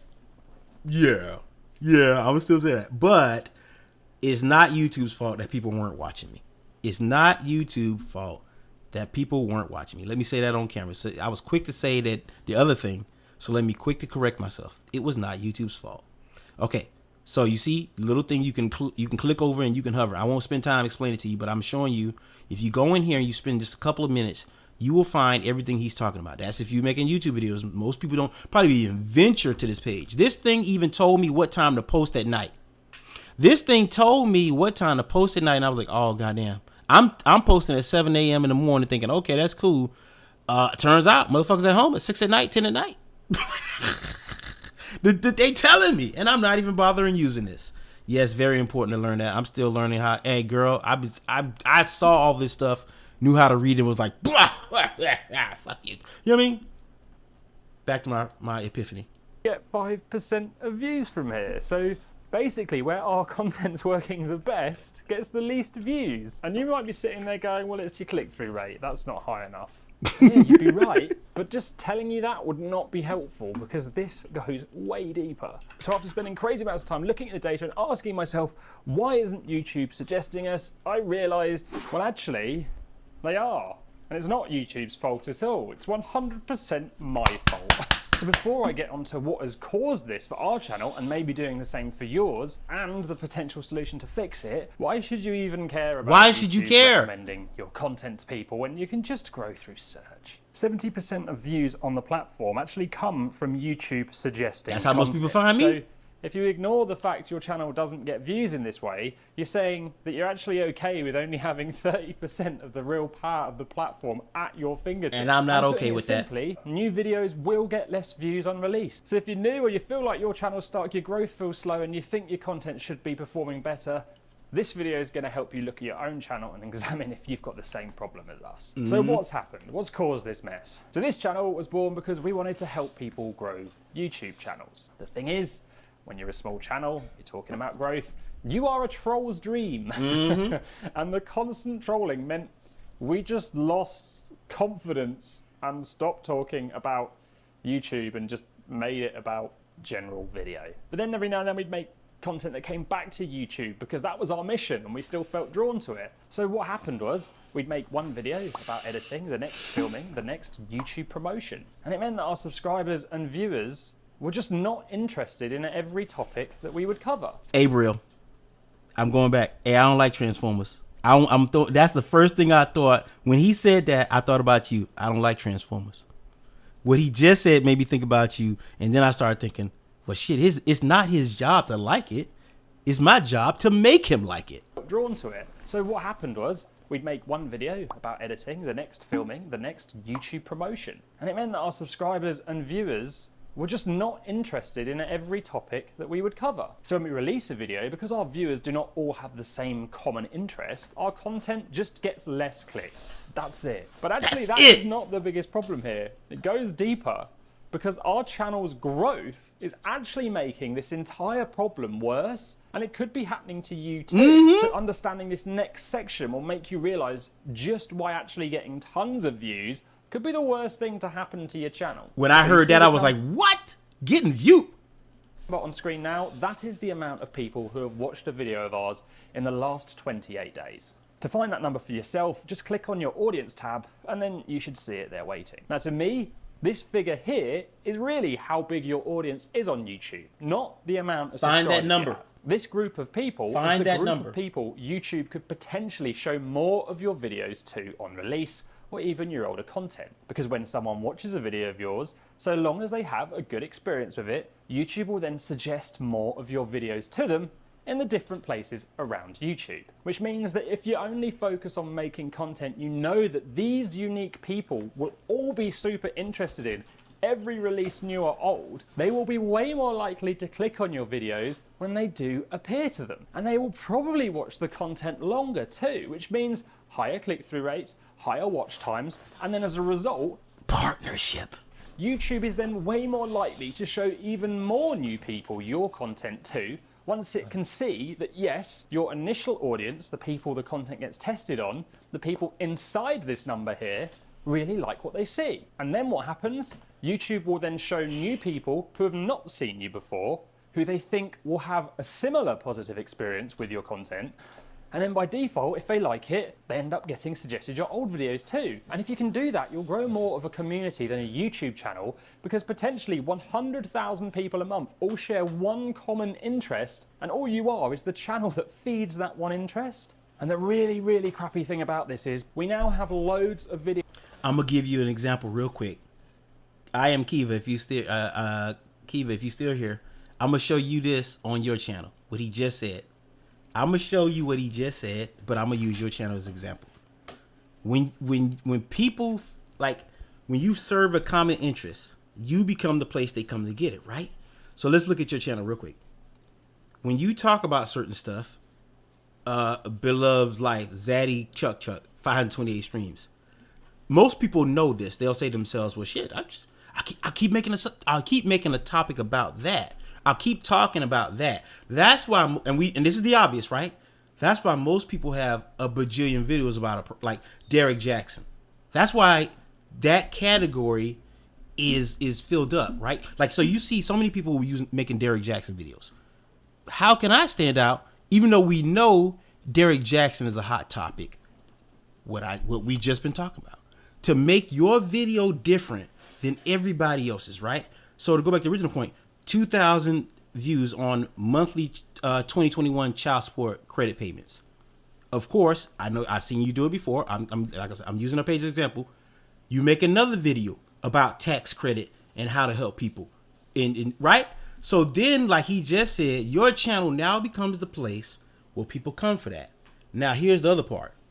They watch the videos that they like, and because they like you so much, they trickle. This is why you got the 200 views versus the 2,000. Those other people trickled over to watch those other videos because they like you. Now, they really probably genuinely do like those other videos, but because they like that one video, that's where the new people came from. The new people came from the 4,000.9. And I could just guess this because my number's the same. The 2.4 thousand. Those videos hit hard, right? But they don't hit hard enough, right? They don't hit 100,000 people. And you still wonder, why am I going to get, like, when you get to 2,000, that's if that's your highest number. Not saying that's hers, but if that's your highest number, you think, well, why can't I get all those people to sub? Because out of all, like, let's say 100,000 people watch your video, only like 100, maybe 200, maybe 1,000 people will be like, yeah, I like this guy enough to, what did he say? I'm not going to give this guy a lot of chances. So those other 48,000 people were like, fuck that. Or the people that didn't like it was like, fuck it, I'm not giving this guy a chance. But the 200 did. And of those 200, maybe 70 like you enough to sub. The other few still hang around and orbit your channel. Because I know you've seen people from time to time that you say, well, damn, I don't know if they sub, but they comment, right? They comment, they come back. You probably even do it. You probably got that one channel you go to, but you ain't sub to them because you just want to see what's going on from time to time. This is the stuff I've been discovering. I've been thinking the whole time, like I watched another video where a guy said, he was a content creator, he said that, I used to think that when I uploaded my video, I used to think this dumb shit too. I used to think when I uploaded my video, somebody would just sit there and watch it, like they'd be like, click, and just sit there and watch it from beginning to end. Nah, I don't do that. So why would I expect anybody else to do that? But I do that on the videos we keep talking about. On those 4,000, those 2,000, just those videos so good that we keep the video that just grabbed my attention. Oh shit, look at this. That's when I did sub. That's when I did like, because you know what? I did want more of that content.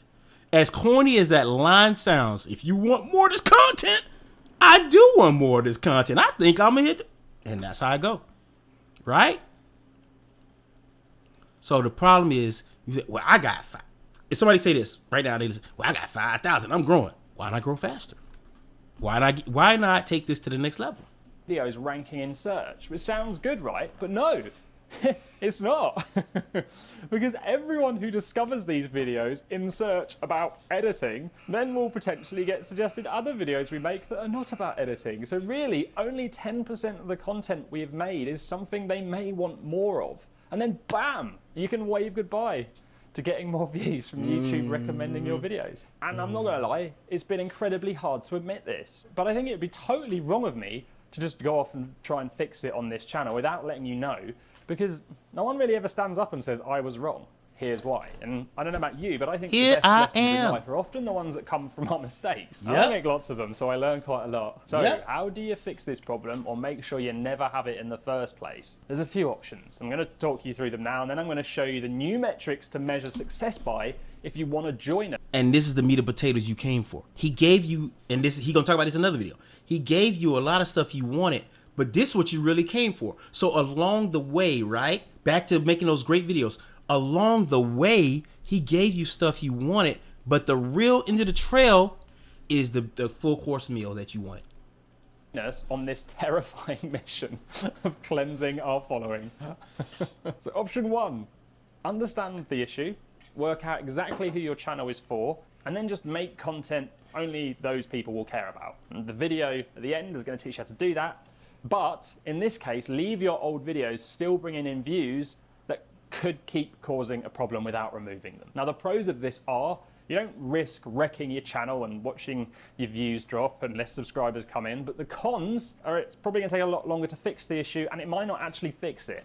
And then option 2, like I'm going to do, unlist or make private the videos that you've made that are on topics that bring in new viewers who you can't guarantee will share a common interest with the people that you really want on your channel. This will stop more people coming in who will never click on anything YouTube suggests to them from your new or old releases. Now, the pros of this are you make new videos and rank new content, and only your ideal viewers are incredibly interested in. Your unique viewer pool will decrease, but when YouTube does suggest your videos to these people, they will be more likely to click on it. And in the long run, I think you're going to get more views and grow a better subscriber base. So to shorten that up, they're going to show less people the video, but the people they do show the video to will watch the video longer. So if you had 1,000 people clicking on your video but not watching it, now you'll have 100 people, less than 1,000, but most of those 100, most of them will watch the majority of your video, and that's what you want.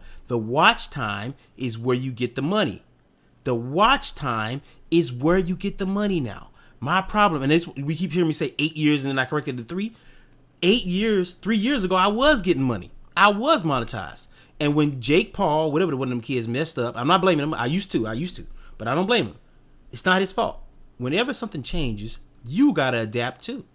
I remember giving that speech to Spaghetti about it. I think he said his uncle lost his job or something. Whenever something changes, you gotta adapt, and I stand by that principle. I do. So if I'm gonna sit here and ask myself, why am I not getting views? Why am I gonna keep, like, I feel like such a total fool by saying, why nobody watching my videos? Even if it's just to myself. If my own people won't watch my video, then it must not be a good ass video. That's what I'm thinking now. Instead of thinking, well, they selfish and they don't want to. That's like, to me, that's like asking somebody to drink spoiled milk. You my friend, right? Yeah. Drink the spoiled milk. Well, I don't. But see, we know off top is spoiled milk, right? So that's why I don't want to drink it. But a video, here's the principle. The video isn't spoiled milk per se, but it acts like that way in the conversation. Hey man, watch my video. Oh, I'll watch it. Go home, click on it. Sometimes leave a comment, but didn't watch the whole thing. You, the creator, know when people do that, right? They didn't watch the whole thing. Like let's say if this ever happened to you, you post a video that's 10 minutes long. 2 minutes after you posted, somebody say, that was a bomb ass video, bro. They didn't give you details. They didn't say, oh, that hat you wore at minute 2. They just came there out of niceness. And I know I said this on Twitch. I don't want no pity watches or clicks. You come there and they do that, it's actually destroying your video. That's actually hurting your video. Anybody coming to, even, let's say this, even if you, like I told people this, if you come there and you click on it and you say, well, I'm going to walk away and I'm going to leave it on, or I'm going to walk away and leave it on. That is better than what we just described. That's better than somebody clicking on it out of pity and just going away. Like not finishing the video.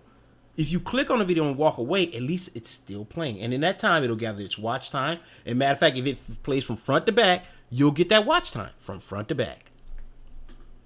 The cons, well, it could take a long time to fix, and you put your entire channel at risk by stopping all the views that come to your channel and appear to be growing it. And the biggest risk is if you are not 100% sure of what your viewers' common interest is, you could just cause a new problem. But if you're like me, there is no risk here in trying to fix something that has become something it was never meant to be. It was never meant to be. Actually, I started phase 1 of this on the 16th of November 2020, and look, these are the views that are now coming in from YouTube suggesting us on the homepage. It's starting to work, just focusing on that one audience slowly.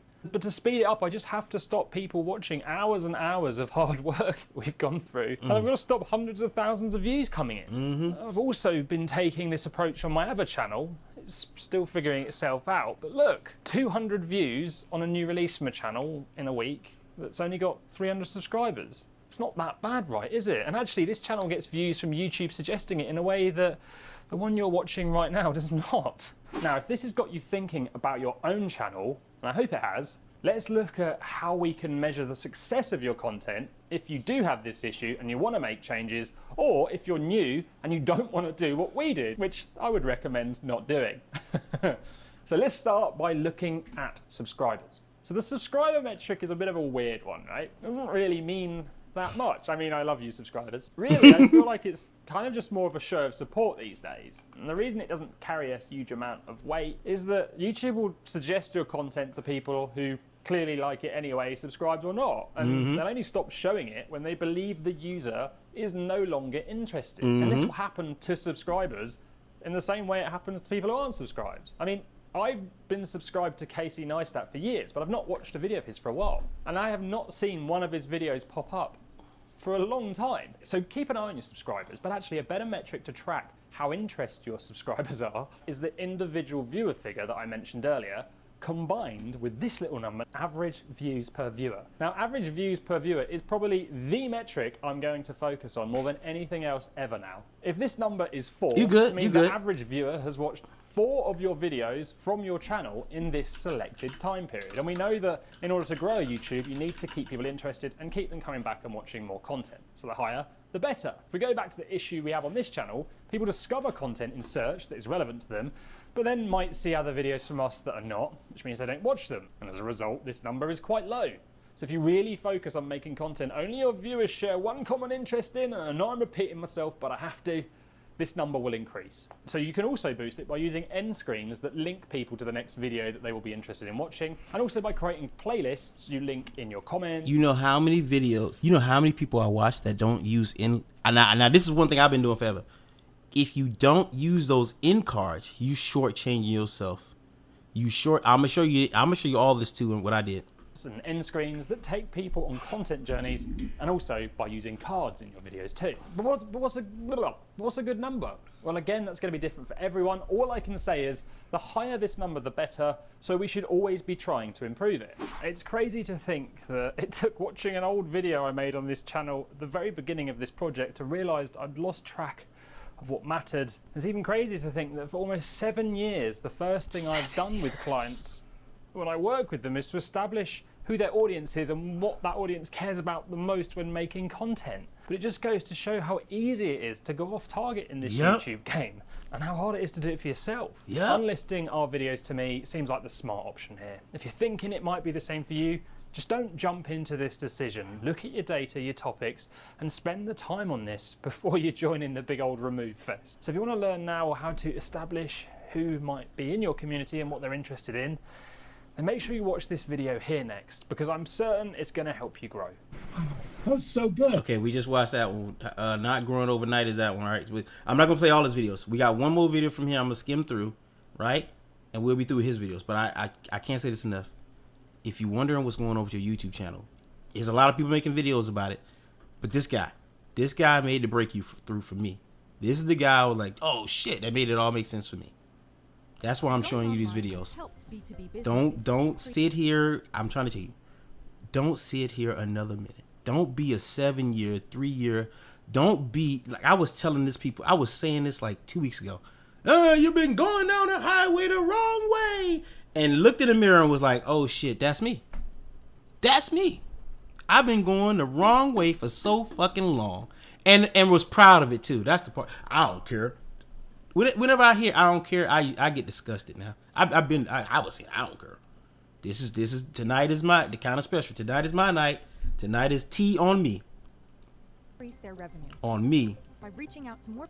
When you throw a after rewatch your review my channel, I was genuinely interested in hearing. Hey, well, like I said, some of the stuff was good, but hey, I tell you, dirt in the wash, you don't just take it out and wear it damp and creased. You dry it and iron it so it looks the best it can be. I can go through other channels too. Is only step one. Like this is the thing, and I stand by this part. I've said before, people when they go through a channel, like not the professionals, right, or the big people, but most times when you go through it, when I see people go through channel reviews or whatever they call, I don't want you to be mean to somebody, but saying everything nice is not really helping. Constructive criticism is helpful. I plan on making a video about it too. The stuff I'm telling you, everything that's a problem, and this guy, I think somebody said in what was once a problem has now become the solution. What do I mean by that? If I wasn't making good videos before, why not tell you the story? Why not change that into a video? Why not sit down and start a video, and this is off my head. Hey guys, SOC Spectacular here. Have you ever had a problem with your YouTube channel? Have you ever had da-da-da-da-da? Well, that was my problem. Here's how I went through it, and then you start telling the story. But why are you telling that story? Remember the B-roll we talked about? Lace it with B-roll. Lace it with some B-roll, fam. Throw some font on that bitch. Sprinkle a little font on there. Throw some sound effects in that bitch. Because that's what some of these people talk about. Retention on YouTube is the same, because uploading your video is only the beginning. After upload, there are actually some things you can do to your videos which will iron out your results and increase your average viewer percentage. Starting with this underused feature. The YouTube editor. If you have a retention graph that looks like this, great retention, right? And then, oh, the last 10 seconds crash. No problem, fire up the YouTube editor. Click trim, select the part of the video that's killing your attention and clearly nobody cares about, and then just move the blue bar on the right to cut the ending. Hit preview, then save, and bam! A few hours later, the part of your video that crashes will be gone forever. And that right there, when I say I spent two days fixing, that right there was the bulk of what I was fixing. Either unlisting, deleting, or doing this right here. And I'm gonna show you my graph. That night, the views went up. You just stopped your video crashing as much. It's not just for the end of videos either. You can go through your videos and look for the places where people skip, and then just go and cut them out by hitting split after you've hit trim and then positioning it. And the cool thing about this is, if you ever want to try something new in your content and it does end up hitting your attention, then you can just come back and cut it out. And if you're wondering, well, will doing that affect the algorithm? The video I showed you continued to pick up views after it was edited. In fact, it got a little bit faster. And just make sure that whatever you cut still means the video runs smoothly. For those of you using intro stingers and logos at the start, you'll probably find that's the first place to use the editor. Now, the second thing that's going to help you with retention, your chapters. So this is something I want you to make your own mind up on, as for some channels, it just might not be the right solution depending on your content. These video chapters people can click on to skip to the part of the video they care about can cause your attention to do this. You see that? Dips and peaks. Now you probably do this when you watch a video. You hit play, you watch some, you then run your mouse over the play bar and see what's coming, right? And then you either stick with the video or just skip to the chapter you want to watch. Using these can backfire for a creator, like this example. Which is a list video. You know the type of video, it's a top 5 videos. Each of these spikes is the exact start of a chapter, so people just skip to the item they're interested in, and as a result, the retention drops and spikes. And this is the reason a lot of channels fear using chapters, so here's the thing to test. Don't label them exactly what they are. Name them in a way that gives an idea as to what the chapter is about, but also the value the chapter has while sounding important and interesting. This could help stop people skipping. I mean, if your content sucks, it still won't work, but try it. So I've been testing this on our own videos for a little while, and I can only see the problem occur on chapters labelled in the way that says exactly what's inside them without trying to get across some value. Try it for yourself and do your own testing. There are arguments for and against this, but if you don't try anything, you'll never know. And you can always change them after as well. These next things are less about making the video you've posted to YouTube's retention increase, but they're about learning from your videos to impact the retention of future uploads. So knowing your graph. How often do you look at these graphs and actually make a decision based on them for your next video? Every day? Oh wow. No. Oh, every week, you said. Oh, that's still quite good. You didn't mean that, did you? B-roll. You meant never, didn't you? That's because these things are flipping confusing. So I'll explain them and this whole situation going on here. But first, you need to see this. This is the retention of a video on a channel whose content is aimed purely at beginners for their topic. This video has 70% retention. In fact, multiple videos on this channel hit that number because they know the knowledge level that their viewers come into their videos with and the information they see. So before you panic that your videos are not working, one thing that could actually be causing your retention to do this is that you could be making videos that are too detailed for beginners or too basic for intermediate. Just have a think about that because it will impact this number. Onto the graphs and what they mean. This is what you want, a video that's flat across the top for as long as possible. If it doesn't drop, great, but it's really hard to not have any kind of final drop because people see the end coming and just tail off. And you can't just end a video in the middle like this. So if you found that useful, watch this video here on retention next. No, too soon? I call this graph the Cliffs of Dover. You see that? There's loads of flat land on the Cliffs of Dover, followed by a big old drop.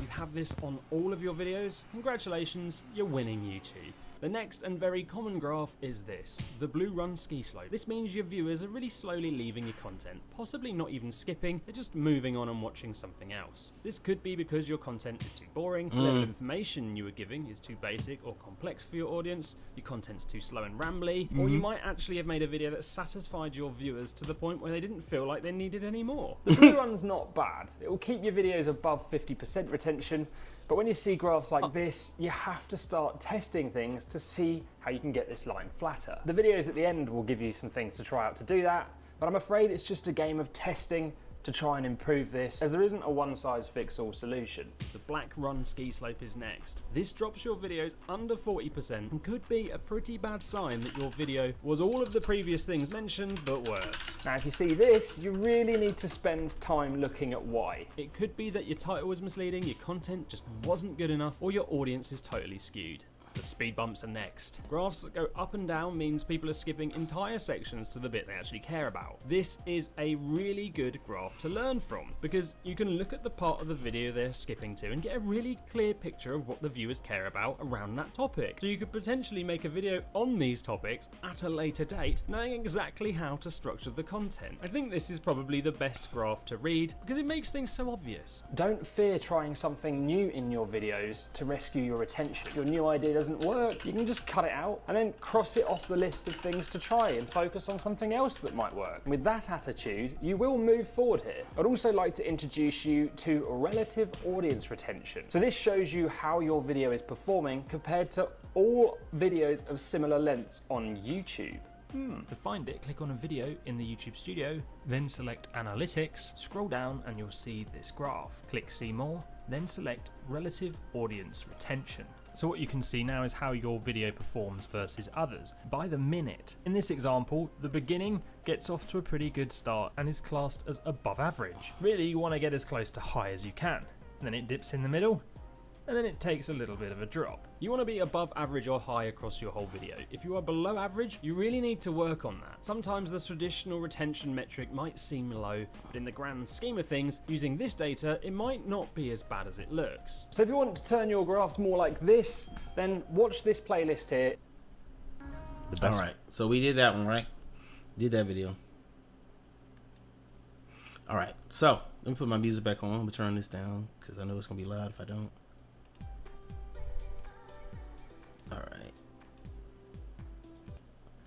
All right, so we watched 3 of those videos. We learned a couple things, right? But we need to put some stuff in practice, right? And I'll do that in a second. I want to skim through 2 more videos. Then I'm gonna tell you everything that I got in my notes, right? What I discovered, and I'm gonna try to connect the dots for you. What we watched in those videos, I'm gonna try to connect the dot for you. But I urge you, if you do care about your channel, if you somebody in this chat room that says, man, I gotta get more views. I don't know why. Watch these videos. Watch these videos and try to decipher, interpret what they're saying. When the thing that gets me is when they say work on that, make better videos. It's a vague statement, but I cracked it. I cracked what they mean. Very few people actually tell you about the meat and potatoes of making the video. How do I make it? B-roll, for instance, is one of those ways to make your video more interesting. And you know what's funny? Most people learn about B-roll and you'd be surprised how powerful it is because I use it all the time myself. So let's cruise through the thumbnail one because this is to me, hey, man's did crack. I'm telling you, boss, I'm not joking. I'd have, because most of this stuff is working. The thing I'm scared right now, like I know the video I want to make, right? And I'll show you the idea list. But what if it works? That's what for about 2 days, I kept thinking to myself, what if it works? I don't know if most people think that, but that's what I was thinking. I was like, what if I post the next video and that bitch get like 90,000 views? Like off interested people, like hey man, I love this video. What if that happens? Now, here's something I mentioned before a long time ago. Now I got to keep that up, right? That's the scary part. Like, what if I spent a week making that video? I'm like, yeah, a whole week, and then it takes off. Boom. Now I got to spend another week making another video, and I think that's what scares most people too. The work that you have to put in, but we want the reward, right? We don't want to go to the proverbial gym and shoot, but we want that reward, don't we? That was me. So let's go through this thumbnail one right quick. Let's get back over here and let's go through this thumbnail one real quick because I watch all these. I watch that dude's videos at least 3 times a piece on each one of his videos. On those videos that we just watched, I watched a lot of videos, but those 3 in particular, that's how I chose those 3. This one I've watched once, twice, not much, but I know it's about thumbnails, and the other one is about vlogging. All right, so let's watch thumbnails. Skip. And get more views and more clicks onto your videos. That's why if you're interested in all of that, then stick around because this video is going to be pretty damn good. Now, before we dive in though, we do have some important shoutouts that are in order, so let's get right into it. Before we dive in, and now see, it's good for her because she get paid to do this. I don't. I'm wasting time by doing this in my videos. Instagram. Just don't forget content on YouTube because it still feels human and it still feels real. It doesn't feel overly commercialized. I'm sub to a channel like that too, boss. But you know what? Sometimes what keeps us sub to those channels is the work just so damn good. You'll wait for that next video because the video is so damn good, and that's what I need. I need somebody. I don't want somebody to wait on me 6 months, but I need somebody willing to wait 6 months because damn, that video good. And when you start using stock photos or images that don't show your face or anything like that, it takes away that human element. Kiva, are you in here? Razor, I wanted to mention, if you still in here, Razor, I want to tell you this, bro. You and I both got to change our logos. Now, first I thought, well, I got the little picture funny smiley guy, right? Where he at? Hold on, let me find him. See that guy on the bottom? What's that? Right for y'all? My left, y'all right? Right? I was like, well, hell, I'll just use that, right? Oh, you like Vanessa? This is my first video I ever seen of her. First, I just looked up the topic, and then boom, I started doing research. So I'm gonna say hers the best thumbnail video, but a part of her video resonates with me that I'll play for you in a second. But like I just said before, that little graphical guy he ain't gotta go, but on my thumbnail, it's gonna have to start being me. Somehow, some way, I'm gonna start incorporating myself. And I started with the cartoon face and fixing my thumbnails, but still, I know for sure those ain't good enough. And you know how I know this gonna work? Because people do like to see, like when you click on the page, well, like let's go back to her page, for instance, right? And I'm pretty sure because she's giving thumbnails, she got thumbnails, right? Let's go to her thumbnails. Now, when you come here, you see a pattern, right? And you see her. So her, hey, I know it's Vanessa. But when you go to SFC page, hold on, that was your page. When you go to SFC page, though, you don't see that. Now, you do see this up here, but that could be anybody, right? Let me go back to the big screen. That could be anybody, right? Yeah, it could be me, right? Yeah. But look, you're going to have to piece it together is what I'm saying. Little cartoon face. Look, bro, I'm not in most of my thumbnails. I have to fix that now. I'm pretty sure that's going to bring my click-through rate up once I fix that. So let's go back to her video. Where's her video at? Right here.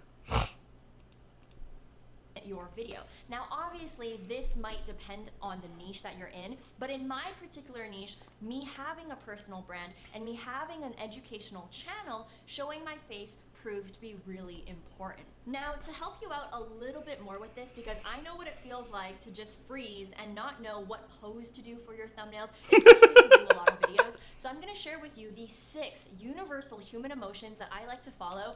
And here we go. Let's say you just say to yourself, well, how do I know what to put? Here we go. This what you need. When I'm thinking about what to create for my thumbnails, especially when I need to show my face. Number 1, happiness. Number 2, sadness. Number 3, surprise. Number 4, fear. Number 5, disgust. And number 6, anger. Question: would you build a website for a major brand with more than 200 million users? How much they paying?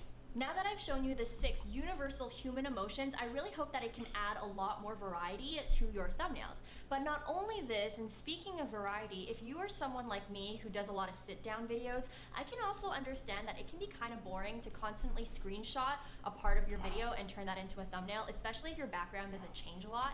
That's why a little hack for you is you can use a free tool called Remove Background. Here's the link. And what you can actually do is you can take your photo, put it onto this website, and it's actually going to help you automatically. Got it? Remove background. If you don't have, I use an app on my phone, but if you don't got it, this is how you turn something into a PNG file. If you don't know what a PNG file, I'll tell you later. You just got to remind me. Remove the background so that you can put any other background in the back. That's going to allow you to also create more variety in your thumbnails, especially if you do sit down videos just like me. Alright, so now that you've mastered the art of showing your face and removing the background and all the different expressions that you can do, the next thing that I like to follow when it comes to creating my thumbnails is to make sure that we're not using fancy fonts. Now you'll notice here on my channel that when we like to add text onto my videos, but when it comes to adding text, we always avoid fancy fonts. And I know that fancy fonts are beautiful. They look amazing on a website. For example, these fonts right here or these fonts right here. But the thing that you gotta realize is that even though these fonts look really great on Pinterest or your website or your blog, they convert terribly on YouTube. And the reason why, especially on a small screen like mobile, these fancier fonts tend to be very, very hard to read. And that's why no matter how beautiful a font is, we personally won't choose them for our thumbnails. And instead, we'll opt for very simple, very clean, and very bold fonts such as Oswald, Bebas Nu, Montserrat. And the reason for this is, again, on mobile. When you're thinking about looking at thumbnails on mobile, the more text This was part of my problem.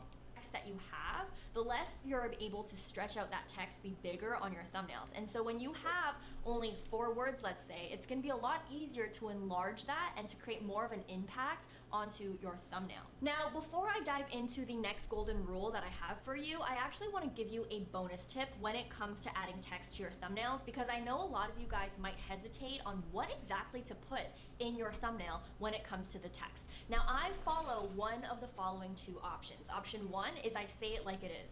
I literally use my text to explain exactly what my viewers are gonna get from my video. If I am creating a video on my Instagram strategy for 2020, then my title is going to be Instagram strategy for 2020. I personally like being straightforward in my videos so that people can expect the exact content that they assume that they were gonna get from looking at the thumbnail alone. Now, on the other hand, for some of my other videos, and I don't do this often, is you can choose the option where you do more of a clickbait title. And this is where you don't really give everything away, and maybe you put 1 or 2 words that's really going to evoke a reaction or curiosity from your audience. For example, like this. Now, these are also really effective in order to create an emotional response from your viewers. Now, it's just up to you to just test the following 2 options. There is no right or wrong, and see what performs better on your channel. For me, personally, I like to be straightforward, but for you, you might want to evoke a more stronger emotional reaction with your thumbnails than I like to. So, yeah. Now, moving on to the 4th golden rule that I like to follow when it comes to creating thumbnails is to keep everything on the right-hand side. And this is a tip that I've actually shared a lot of times here on my channel, but I'm saying it officially and on the record in this specific video here because this video is dedicated to thumbnails. And the reason why is once you've chosen your font, once you've chosen, what exactly you're going to write as the text in your thumbnail, and you actually have your face, I personally want to make sure that my text or whatever is the most important that I want people to read stays on the right-hand side. And the reason why is because on the left-hand side, there are tons of icons from YouTube that end up covering that side on the feed. And so that's why, for me, knowing this, I make sure that the most important pieces of information that I like to have on my thumbnail stay on the right side so that it doesn't get covered up. Now, on to the last golden rule when it comes to creating thumbnails, and that is make it big. And this is something that I've pretty much mentioned throughout this video, but I cannot emphasize it enough that your thumbnails gotta be big. And I'm not saying that the size needs to be big, like the actual dimensions of the thumbnail, because everyone's thumbnail's dimensions are the same, but I'm saying that the elements in your thumbnail need to be large enough so that someone who's standing maybe 5 feet away from the computer can still see it. And I cannot emphasize this enough. I've worked with clients, I've worked with students, I've seen people's thumbnails before, and people still don't understand that it's so important that the elements that you're putting in your thumbnails is large enough for someone to actually see it on mobile or see it when they're walking by their computer and all of that. Because the thing is that things might look big on Canva when you have it at 100% or even 50% largeness, but when you actually shrink it down into a YouTube, feed, it actually is microscopic. And that's why it's so important that you actually consider this when you're creating thumbnails. And again, this ties back to why, if you're adding text, have less words, or if you're showing your face, make sure you're actually really showing your face in the video so that people can see you and everything like that. Don't bother putting small microscopic text, or don't bother putting tiny emojis, because it's just going to look like a speck on mobile and even oftentimes on desktop. Now, to help you guys out to make sure that your thumbnail elements are large enough to be optimized for YouTube, is what you can do is you can go on Canva, and before you download your thumbnail, just shrink it. Just make it 10% so that you can truly see whether or not the things are standing out to you, even if your thumbnail is shrunken down to 10%.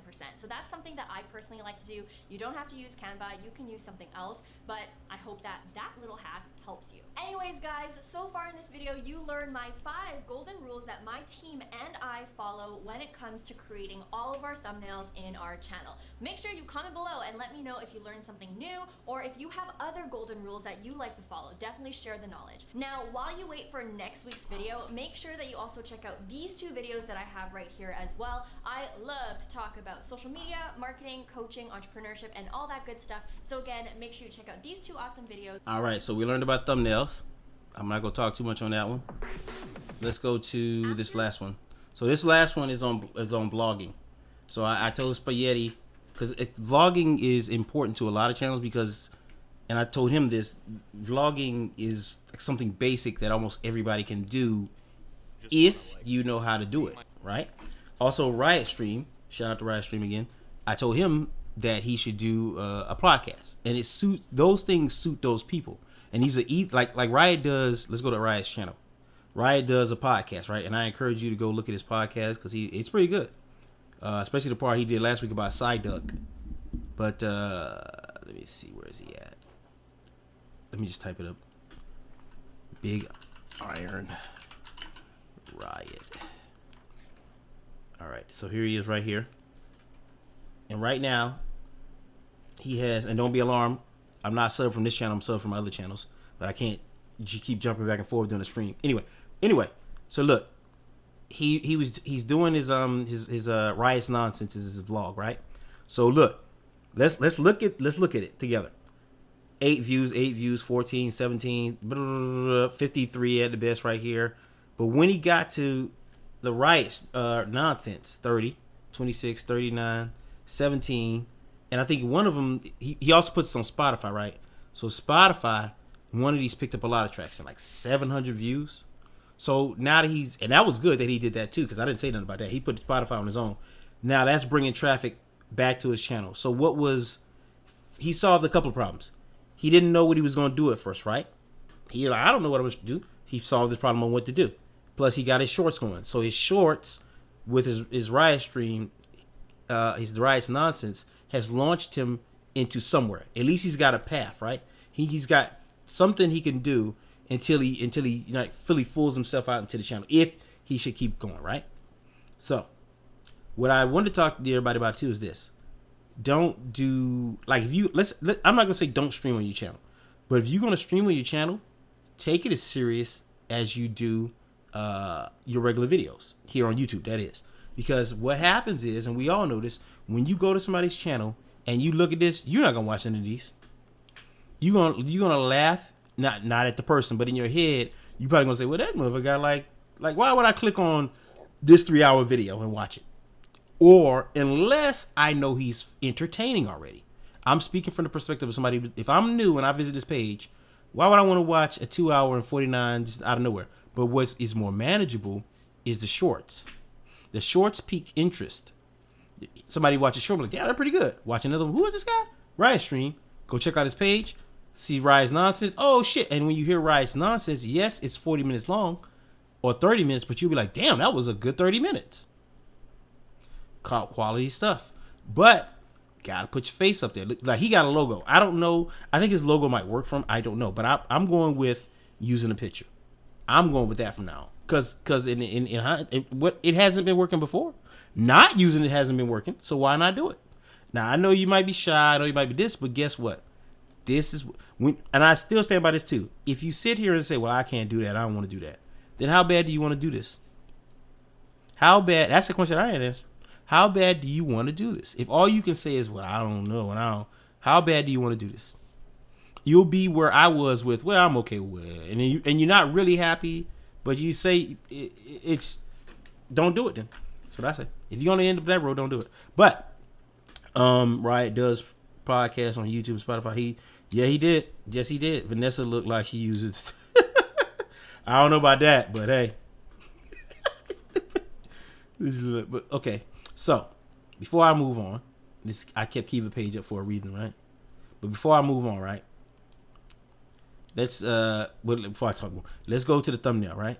So this guy's gonna tell you how to vlog. Then he's gonna tell you about how to create the idea, and then boom, I'm stopping right there. And if you want to go watch, ask me. I'll put the link. If you want to go watch the rest of this after we watch it, I'm only gonna play the first 2 segments. Let me know. I'll put the link. In this video, we're gonna go through how you create a vlog from start to finish.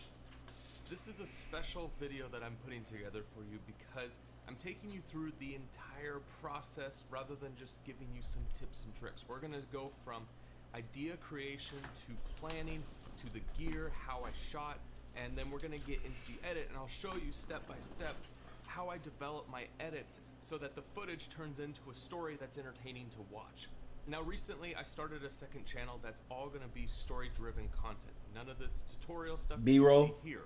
And I think that's a great way for me to show a different side of what I create. And those videos are a great example of the different concepts that I teach here on my channel. So the video that we're gonna go through is a vlog that I shot recently about my trip up to Butler Peak, which is a fire lookout way out in the mountains. Now it's not the best vlog that I've ever shot, but that's not what matters. It's a video that really uses storytelling techniques to help drive the video. Now, one of the big pitfalls when it comes to creating YouTube content is this idea of get over the fear and just hit record, which is great. But I want to point this out. Yet another piece of bad advice I used to give out. I used to tell people this too. What he's going to say is true, but you'll see why. So I used to tell people that too. The issue is if you don't have a plan in place and you don't have an idea of where your video is going to go, then a lot of times your video is going to fall flat and no one's going to watch your video.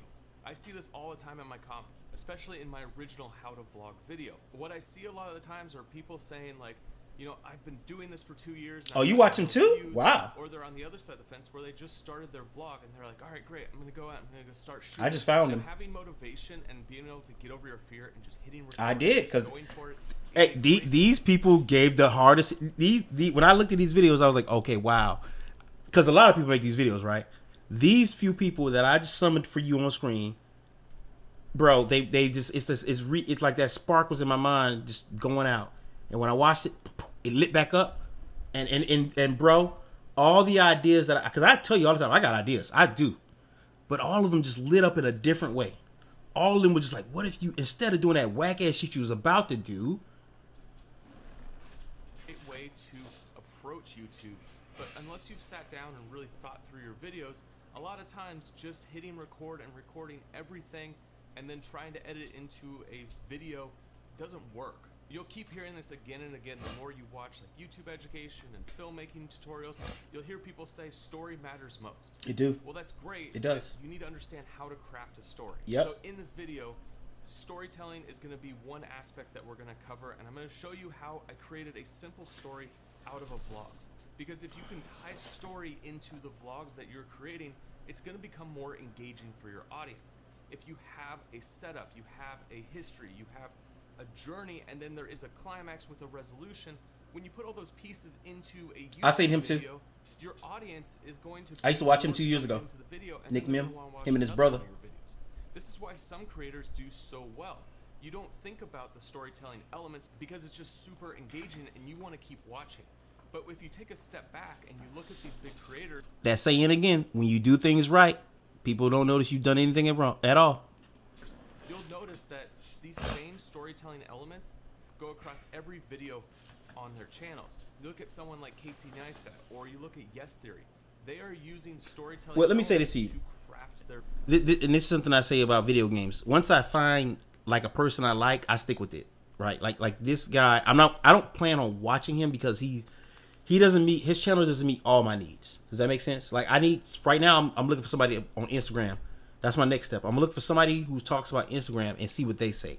Even though I think I know a lot about Instagram, I'm still gonna find somebody, because I'm successful on the platform, right? To some degree, I'm still gonna find somebody to up my game. Now, he talks a lot about a lot of different stuff, but I just don't like his channel. Put it this way, his channel doesn't speak to me in a broader sense. You know what I mean? Like, I don't want to watch all his videos, so I'm not gonna sub to him.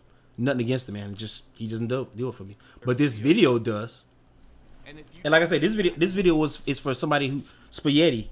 You know, he wants to vlog. You know, and this is for him. Look at every one of their videos. Or anybody wants to use it. And understand that, oh, that's their hook, or that's their setup, or that's the build up to the climax, and that's the resolution. Like, these components, they seem very easy, especially if someone's just saying, here's storytelling A, B, C, D. It seems easy to do, but to put that in practice is actually much harder. It's a skill that you have to learn. It's something you have to practice over and over and over. And part of the reason I started my second channel is to have a place where, you know, and see, that's why I could tell when I went to your channel a while back, like when we first started collaborating back in the day, you know, we knew each other from Instagram, whatever. I said it to you. I said, I know that somebody, I want to talk to somebody, or I want to work with somebody who has the right amount of passion, right? But you can go to any, and this is Kiva's page. You can go to any, and I do this for fun sometimes. You can go to any YouTuber's page, right? And if you scroll, I used to do this for fun all the time. You scroll all the way down to the bottom, you can see the journey of that person. That's like of the many things I love about YouTube. You can watch and see how that person changed, their message, their look, their like everything about, like, YouTube is your personal running diary in addition to a way of entertaining people. And I hope that made sense. So, and this woman makes videos, so let's go back. So 2 years ago, I liked her because she kind of like me in a way. Like, I tried a lot of stuff. I remember watching you do mukbangs. I used to watch you do a lot of stuff. Now, this is the farthest I've ever gone back on her page, but you can see. Look at the thumbnails here, right? Versus the thumbnails up here. And back to Razor. I don't want to use no myself in the picture. Look at what it does for you. Look at the views. If you come to this page, I am come get this commentary. I keep killing you all day. But if you come to this page, look at the views. Look how they keep going up. But look at the way everything changes. Her face is almost like all her new ones. Her face is almost on everyone, right? Because that's the brand. That's part of the brand. When you see, like, let's say this. She's got, and I'm just speaking to you practically, right? In a real honest sense. She got 4,000 followers, 4,000 subs, right? Of those 4,000 subs, I'm willing to guess maybe at least 500 is active people that like always on the page, right? Some people come and go, but part of what I'm telling you is this. Those people that's active on the page, when they see this thumbnail, they know what time it is. That's what your thumbnail does. When they see the thumbnail, the people who already established, they know what time it is. Oh, new Kiva video. Let me get on this bitch. Or the people that's new see it and be like, ooh, who is this lady? Who is this guy? When you first stumble upon it, even if you hate the person after a while, you'll always know their page if they do it right. Am I correct? You say, yes, I find good from several channels, but I do like channels to speak to me, but I understand what you meant. Oh my God, yes, the journey. I was looking back at my oh man. Hey, that's me. Let's go to my channel. And then I'm gonna go through this stuff with you, and I'm gonna go through my ideas and how things gonna change, and then we're gonna end the stream, all right? We're gonna end the stream after that. All right, so let's go. Let me start my music back a little bit. I'm just turning it on low. All right. I like music playing. Anyway, so let's go to my page. This is me. Now, 3 days ago, hey, I was proud that you like. It took you a while to scroll. Empty content. Empty content is what it was, bro. Empty content. Now, excuse me. Let me go with something that hits hard. Here's a video right here. It's called this my video. 5 words you shouldn't use. What's this video got in common with the stuff we talked about?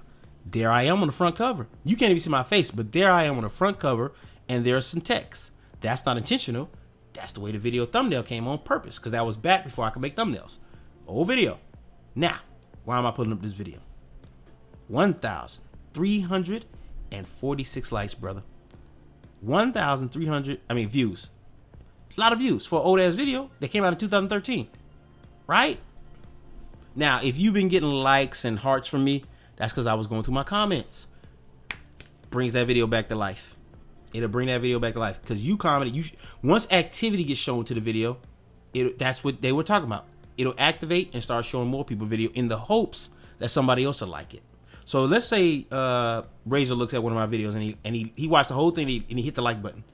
It'll show it to somebody else. It'll say, what this is when you say crack the code, this is it. The algorithm then says, oh shit, this person liked his video. The video that I've been sitting on a bench for 7 years, This guy liked it. I wonder if somebody else will like it. It takes that video and it starts showing the other subs. If they there. Now, I can't show the people, like if I don't visit YouTube, I can't see it, right? I hope you should know that. But what I'm saying is the people that are frequent on YouTube will have, and that sub to you, maybe not even sub to you. They just show the interest. Like let's say you're talking about puppies and you talk about puppies, they like puppies, it'll show that video to them. That's what happens. When nobody stops watching it, when everybody stops watching it, that's when the video dies. Meaning not die, but it goes dormant because nobody's interested anymore. That's why you still see videos with millions of views keep getting played, because people go back to those videos and still watch them. Once you got something called evergreen content, I don't know if you know what evergreen is. Let's look up evergreen. I like looking up terms. Evergreen. So how to create evergreen content. We need to know what evergreen content is. Okay, here we go. So what does unique or evergreen content mean? But what exactly does unique or evergreen content mean? Unique content that has been written before.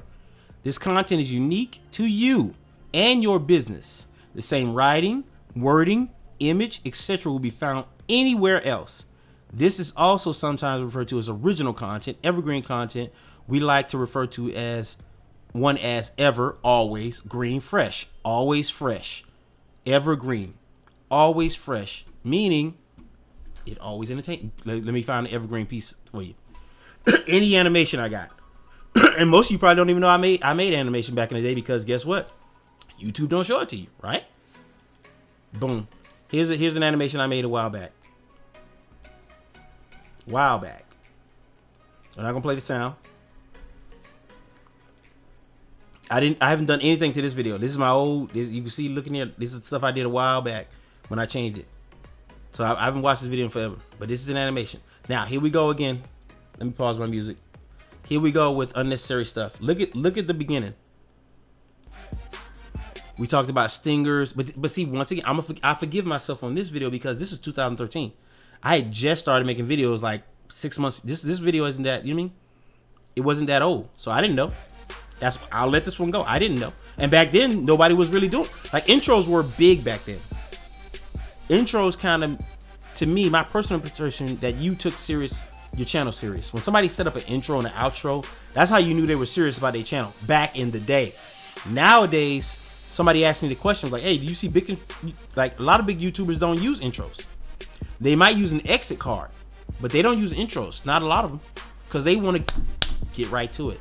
And if you think about it, if I'm a big YouTuber, right? Let me turn this down. If I'm a big YouTuber, look how long that shit is. Look how long. I haven't got to nothing yet. I haven't got to the meat and potatoes, right? But wouldn't you want to keep doing stuff that's gonna grow your channel? Like, look, think about PewDiePie. Couldn't he have stopped at 2 million? But he was always on the hunt to grow. Not on purpose, maybe, but he was always on the hunt to make bigger and better content. And by virtue of that, that's how he kept getting bigger. Let me see. Knowing. Let me pause it. Knowing is half the power. Yep. Yes, I love the music. Just earlier it was blast. Yeah, I know. I'd say I've been working on that as far as my live stream for here. I have some commentary on my older content from 1 year ago. So let's look at this right here. This is a cartoon I did. Animation. This is what this one right here, I was proud of myself because I had got a walk cycle. Like I go back to a couple other videos, right? You'll see how crude it was. This is still crude, but this was me coming along.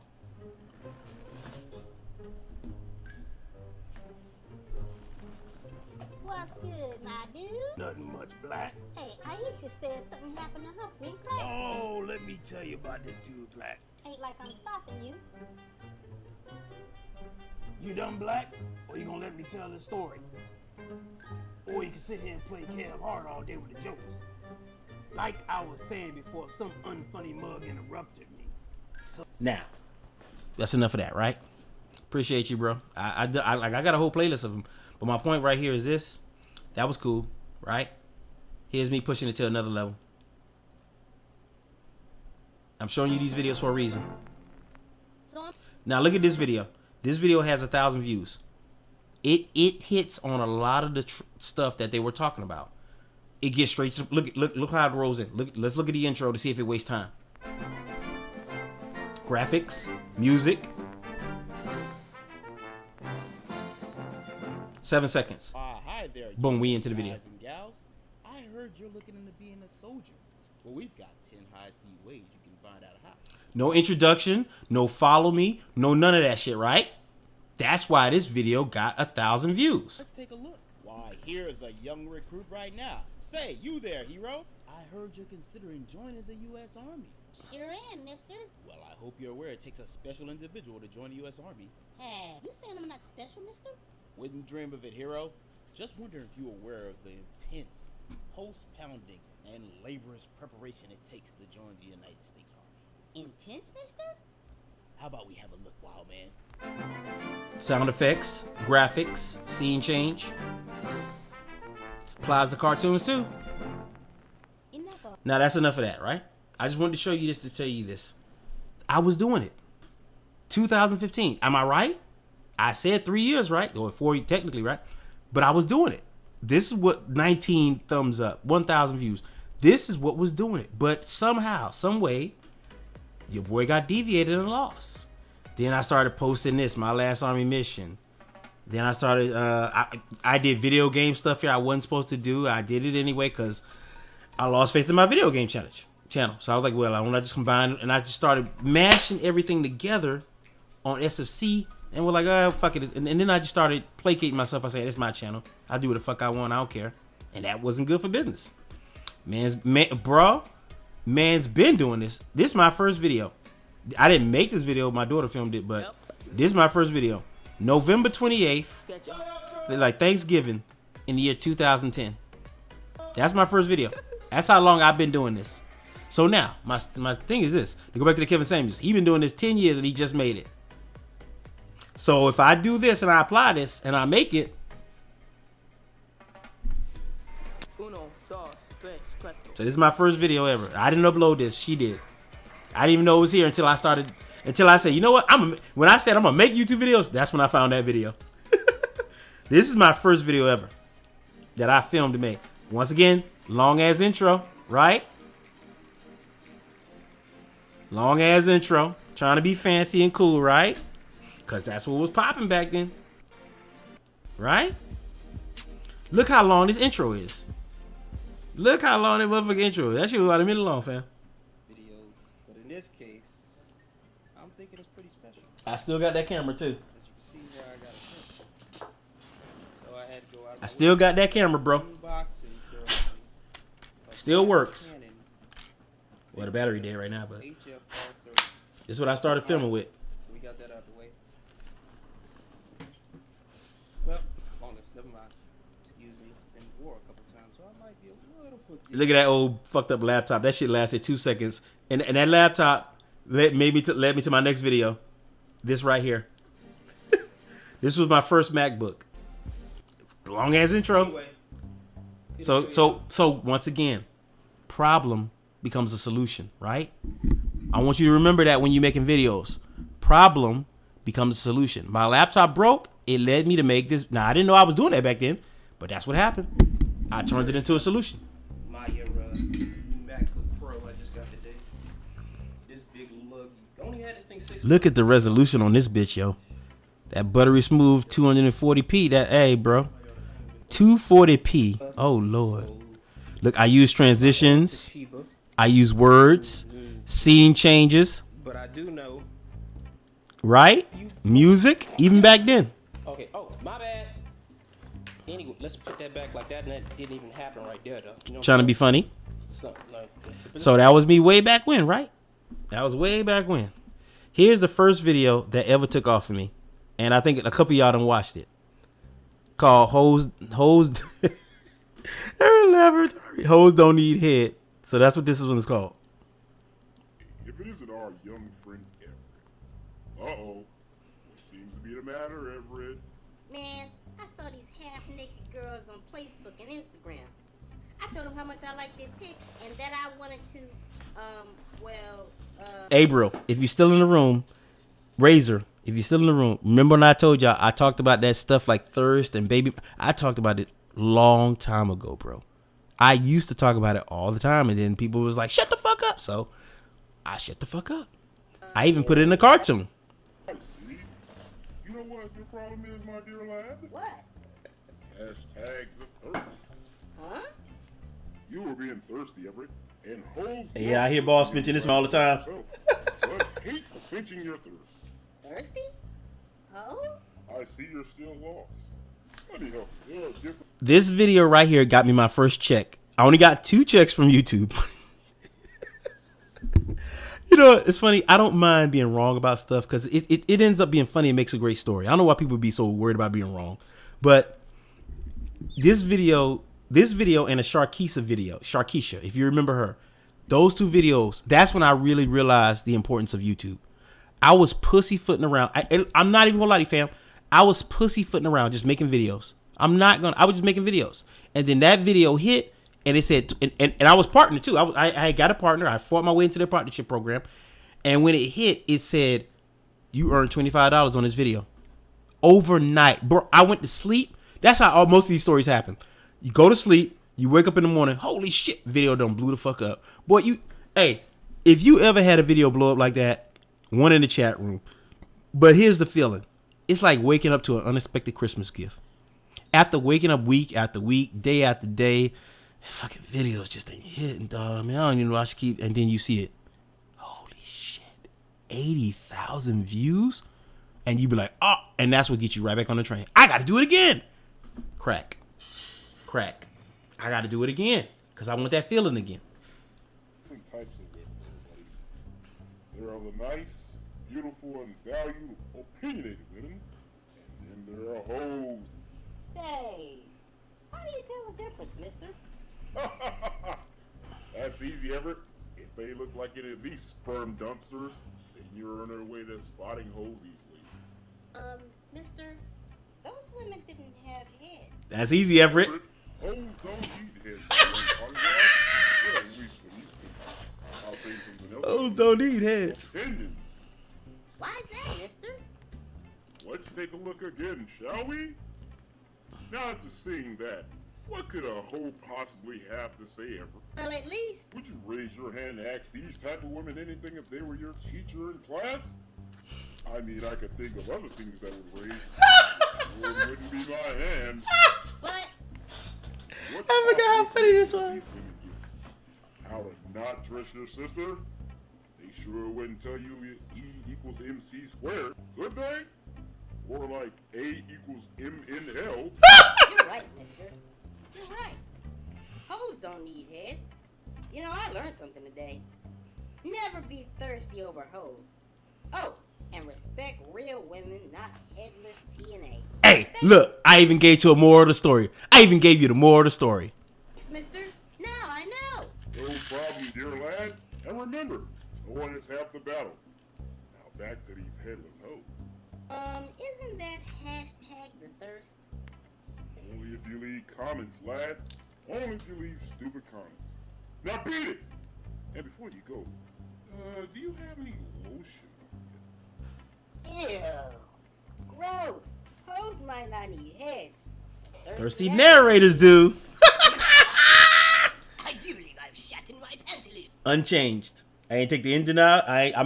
Matter of fact, that's another thing I want to talk to you about. The end cards. We talked about end cards earlier, right? That's these things. If you don't know what an end card is, that's these.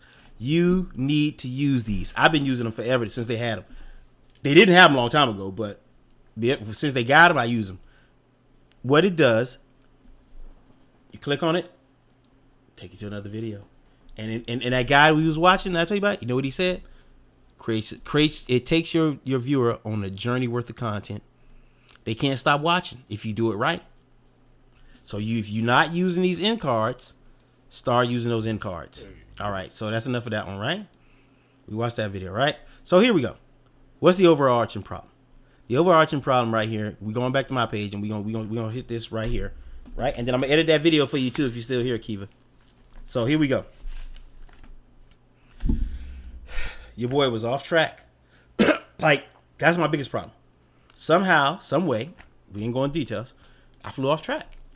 And I just started doing it. Now what didn't change, thankfully, is social messaging. The channel, if you come here and you watch enough, you will get the idea like, well, this guy talks about a lot of social issues, whether it be a person or something like friendship, joining the army, that has never changed. So that's going to work in my favor, right? That will work in my favor. What I needed to do, like he said in the video, was get rid of any video most videos that didn't have to do with that. And that's what I did, right? Buying a home I got a lot of different stuff I talk about, but it always remains the same. I'm the one talking about something social, right? So once I implement, and this is me, I do have a feeling that once I make thumbnails with myself on it in a uniform manner, things will pick up. Now they already been picking up, right? That's because of the stuff I told you. I got rid of some of that stuff. I done dressed up. I used to have all white thumbnails. Anybody that came to the page, that came to this part of the page, all these used to be just black, plain white thumbnails with pictures on them, right? They all used to look like these. Now, if you look, I changed some of the color in them. You know, I changed it. I put new pictures on it, bigger words, and my words used to all look like this, the little ones. E-begging, you can't even read that shit, right? So, worked on it. Now, what's that done? A week ago, most of these videos sat where this video is right here. Where is it at? This video got some views. Like this is the section that I would say like 28, 23. These are the two lowest rated videos right now. Now I'm gonna research these and see why that is later, but these is all B footage. This is all B-roll. This is all, and then the reason now I know too why it is, but it's all B-roll. Look, at the beginning I start strong, right? Start strong. And then after a while, it's just B-roll. It's just B-roll. Now, somebody else said to me, said, "Hey man, I'd rather see you on camera."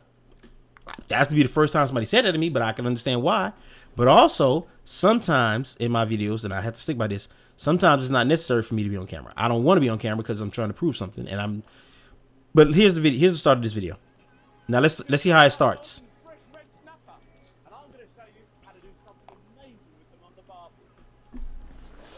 This video is called, and it's important that you realize the title. Shoutouts are useless. Now what I have found out is my name is a searchable title.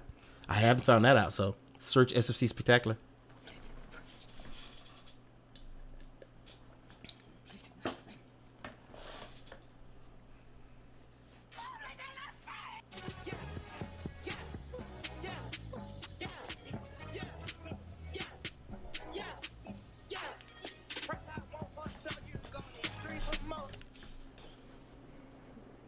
Bro, what are you talking about, man? Bro, I'm out, man. Strip. Good evening. See that? I just cut that whole intros thing that was in there. Cut that intro out. Don't need it. Got it out of there. Masterpiece. Nah, I'm just playing with y'all. This is SFC Spectacular. Back on this mic to rock your body right. And I am the NCOIC of all things entertaining on this channel. Welcome back. Welcome back. Welcome back. I hope you've been enjoying the last round of videos. Bullshitting. I've been trying to work hard over here, keep busy doing some things. Bullshitting. Nobody came to hear this. I've also been busy over on Instagram. You can catch me over there. And on my other channel, Game Shout Out. The shout out kind of disgusted me, man. 1 minute 20 seconds in. Now, I'm gonna show you why this matters. Let's connect the dots. Now, let's take a venture over to. I gotta switch accounts back. Let's go over to analytics, and this is how you see what this video has done. Analytics, right? So this is this particular video. So this video, let's look at the last 28 days.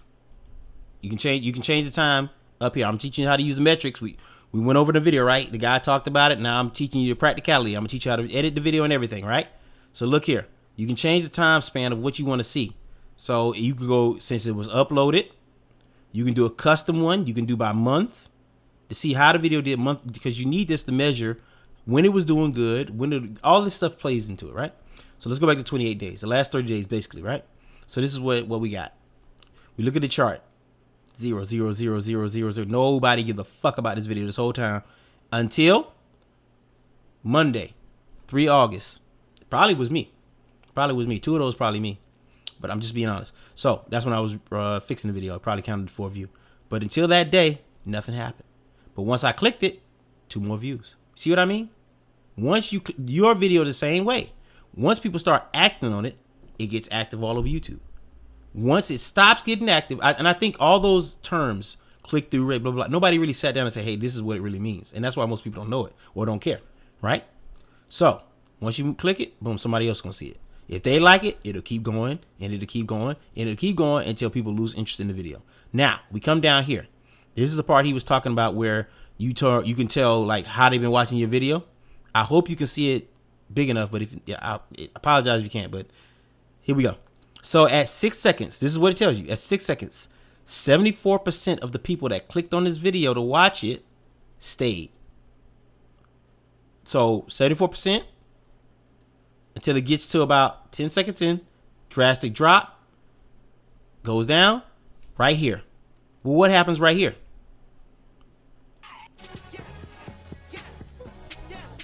They ain't come for that. It's cute, but they ain't come for that, right? They skipped it. See the line go back up? Bro, what are you talking about? They skipped it. The line's going down again. They skipped this.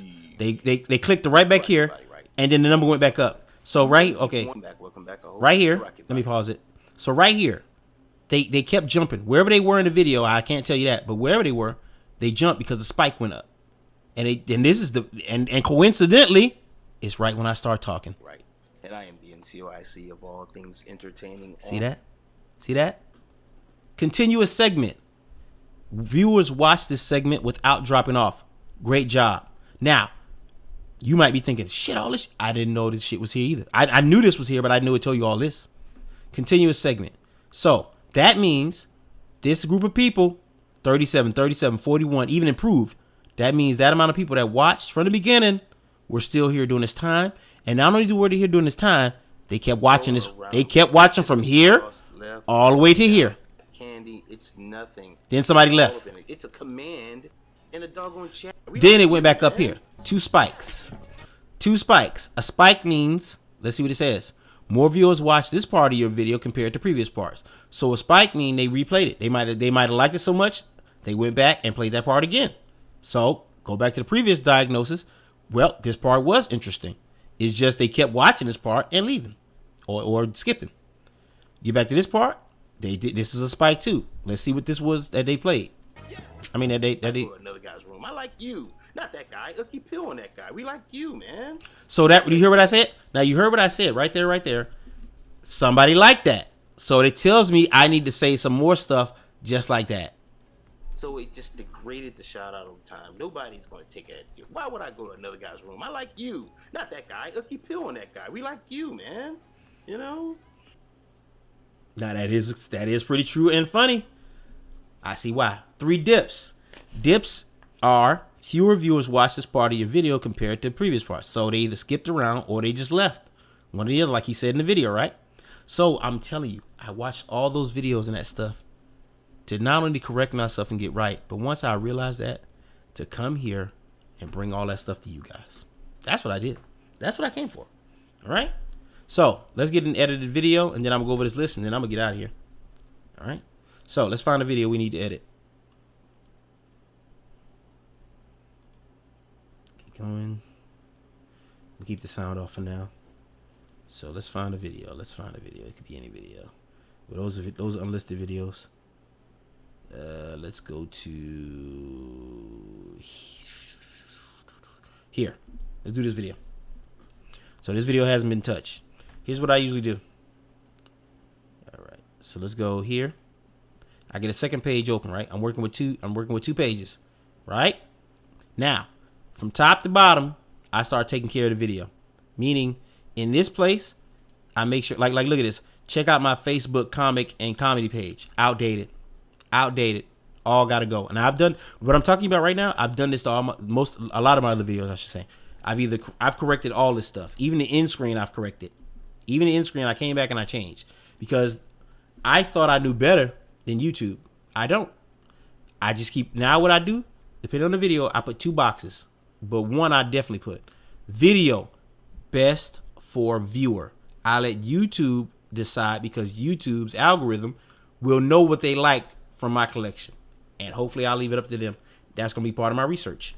Most of this stuff I've written down because I'm actually taking notes on this and I want to see the change. And I can't see the change if I don't track it. Now, I'm not going to connect this. I'll do this on my own. But we're here for the video. We're here to edit it, right? So let's go to edit. Those are the cards. You know what? If you want to see another video like this, and I'll take you through more of this stuff, let me know. I'll do a live stream because I think live streams work like this because we can go through it together. I can get real-time answers. Now, I do plan on making videos like this. If you want to, like what I'm saying to you now is the proverbial and the Plano. If you want to see some of this stuff put into like a video format or something, let me know. All right, so moving on. Editor, here we go. You want to call? It's okay. I'm still here. It's simple. It's not as hard as you think. Hey, that's the cup I used to drink out when I was a lush. Back when I used to drink that alcohol, that devil's nectar. That was my cup of choice. All right, so here we go. Here we go. So here's the video, right? This is how you look at it. So right here is a word called trim. Hit that button. Now at the bottom, now this was confused me. You hit trim. I was like, okay, now what do I do? At the bottom, there's another panel that pops up. Let's get it back off, and I'm gonna show you again. All right, so you see trim. You see nothing at the bottom, right? So watch. I hit trim. That menu pops up. Now, once you start moving this cursor, this thing around, this thing is the video. This is how you black out parts of the video, right? Once you start moving that around, then you can start playing with this right here too. So what we want to do now, because I didn't do this before, I just cut off the beginnings. So what we do now is I'm going to the part of the video where I don't need to be talking. Like, see, look here. There's a little stinger. I take my drink, hit split. Another line appears. I drag that line. I got to move the cursor a little bit to see where I want it. Boom. Long ass intro. Boom. There we go. Now let me double check it again. There we go. Make sure I didn't talk too much, too little. Get it to right where you want it. Right there. Well, let me see. Right there should do it. So now I take this line.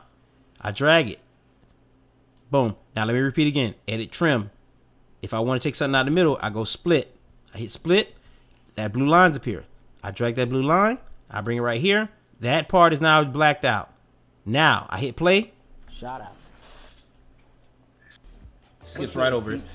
No, I've been away Skips for a right while. over it. What's good is peeps? No, I've been away for a while. So let's fine tune. Good peeps. Another spectacular This is the preview. video blog. Right after Christmas, for your viewing enjoyment, I see the New Year's over the horizon. Shot in, shot out. What's good is peeps? No, I've been away for a while doing some things, and it's the Christmas season. Had to get some Christmas. What's good is peeps? No, I've been away for a while doing some things, and it's the Christmas season. What's good? Good to go. Peeps? I take No, I've that. been away for a while doing some things, and it's the Christmas season. Had to get some Christmas shopping out of the way. That was my number one. Like, I fixed that problem a while back, but way back when I was making video, I think because I got a hearing problem. I know I got a hearing problem, but because of that, that's why my music was always so loud. I was so focused on the music too. That's another bad part of production. See, that's something I was telling somebody in the stream too. Like a lot of times I've realized I've been mean to people. I really have. I've been downright mean to people when I've been giving out advice. And who want to listen to that shit? That's another part of the change I'm making. I'm still going. Now, don't get me wrong. I'm not gonna be licking no booty crack. I'm like, nah. But how I hand out advice gonna be different from now on. If I want to help somebody, I need to help them instead of trying to be a jackass about it. So, got that, all right? We got that. So now, let's go to the end. This used to be my end card right here. Because back, this is another thing. On old videos, I don't beat myself up, like I said before, because back then, you had to do everything yourself. YouTube didn't have those little boxes that you see now, or that we're talking about the end cards, so what happened was, we had to make them. I saw somebody else made an end card, and I'm like, well, shit, that's a good way. I thought to myself, that's a good way to advertise everything else because this is still young in YouTube, and it used to work. You had to make your own inbox, right? So let's play that. Peace. I do believe I shat in my pantaloons. When I got rid of that baby, man, you know how many people was like, hey, man, the baby, what a baby. Back when I had a good following, they were like, what? So, and that's another reason I was so clinging on that, right? And booty licking. That's another reason I was so clinging on my intros, because people used to love them. Turns out, and it's like I cut myself off a second ago, but this is what I'm saying. People don't tell you this. People don't tell you this, do they? I know you've been in your chat room or hey, y'all tell me if y'all like. That's another thing I'm gonna bring up in a few. They probably not gonna tell you.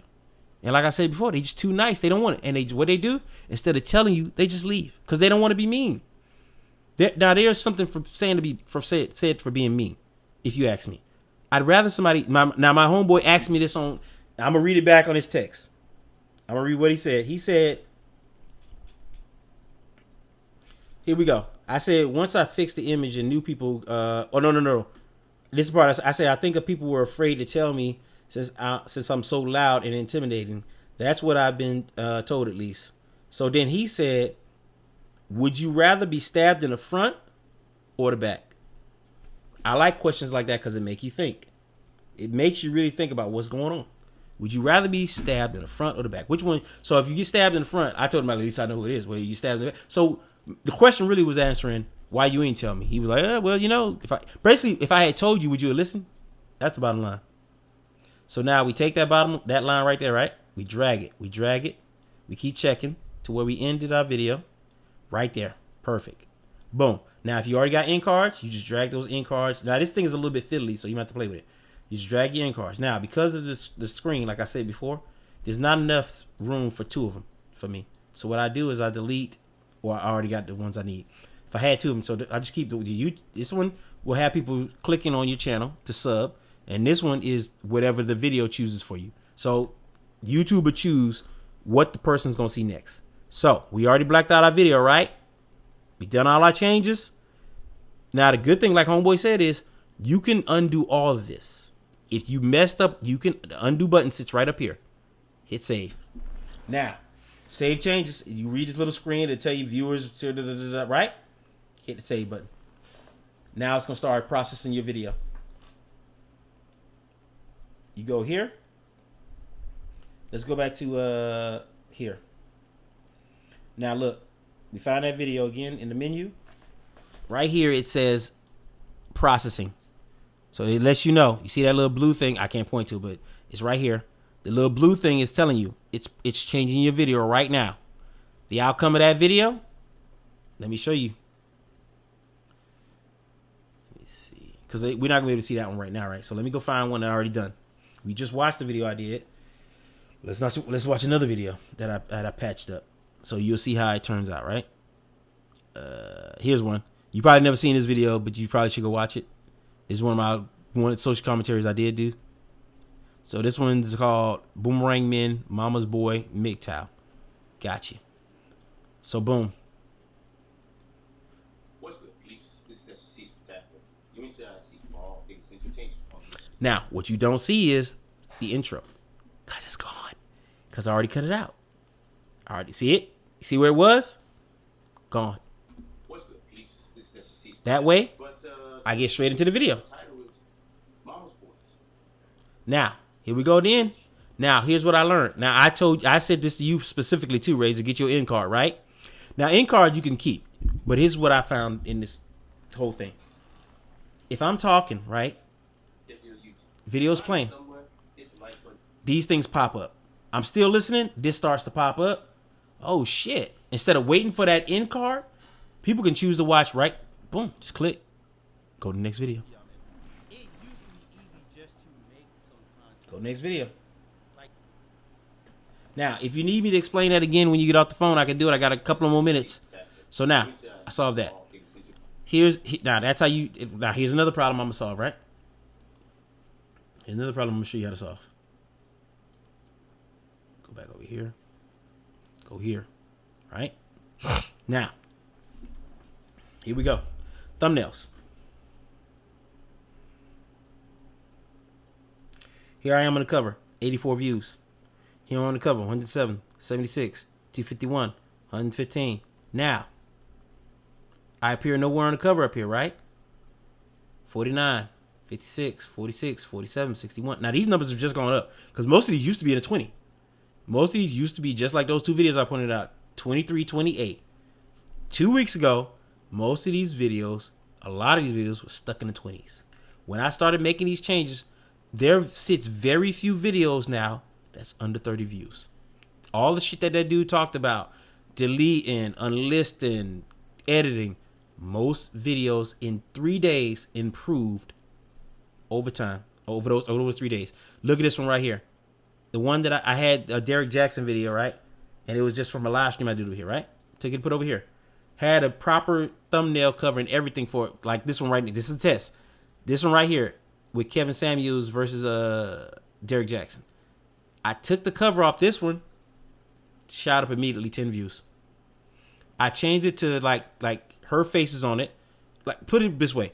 It's people on it. Real people. They clicked on it. This one's still the same. Dragging ass. This little cover, they used to be sitting at like this one was 96 and this one was 97 or 90. They were like 2 views apart. Once I changed this one, this is what I'm telling you, Razor. This is the importance. It's not whether you like it or not. Do you want to grow? This is the proven method. This is the method. So the question is, do I want to grow? Let me put it this way. Nobody says you got to be on camera for the video. Well, maybe you do. But for the thumbnail, why not? It's just a thumbnail. If you stream and show people you, why not put you on a thumbnail? Think of it that way. Now, I'm not telling you to do it. That's up to you. It's your channel. But I'm showing you today the proof that I've had, or what I see, how it's working, right? Now, let me go back to, go here, because I got to wrap this up. I really got to wrap it up. I've been approaching 3 hours and I've been supposed to be done. All right, so, damn, I'm on the wrong damn page again. Boom, boom, boom, boom, boom, boom, boom. Now, I recorded all these numbers. Let me bring it up for you. Did all these numbers I recorded. I'm gonna make it bigger. So on the SFC page, the views as of 14 August, the average views a month, this 28-day period, 31. Let's go around 3,000. 3,000 average views. Total for the page is 589,000 views. So 500,000 views total. 6 subs plus this month. Total subs 1142. Watch hour rate 107. This is the target. This is what we need to change. Damn all of this other shit. This is for notes. This is for my experiments, right? But this number needs to change. 107. When that number surpasses 350, that's when we'll be in a partner.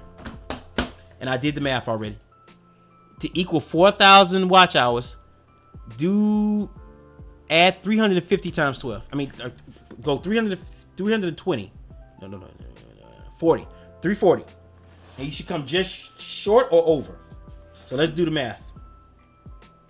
So if we go 340 watch hours times 12 months, if you want to take the whole 12 months. If you want to do it faster, you're going to need more hours than this. 4,080.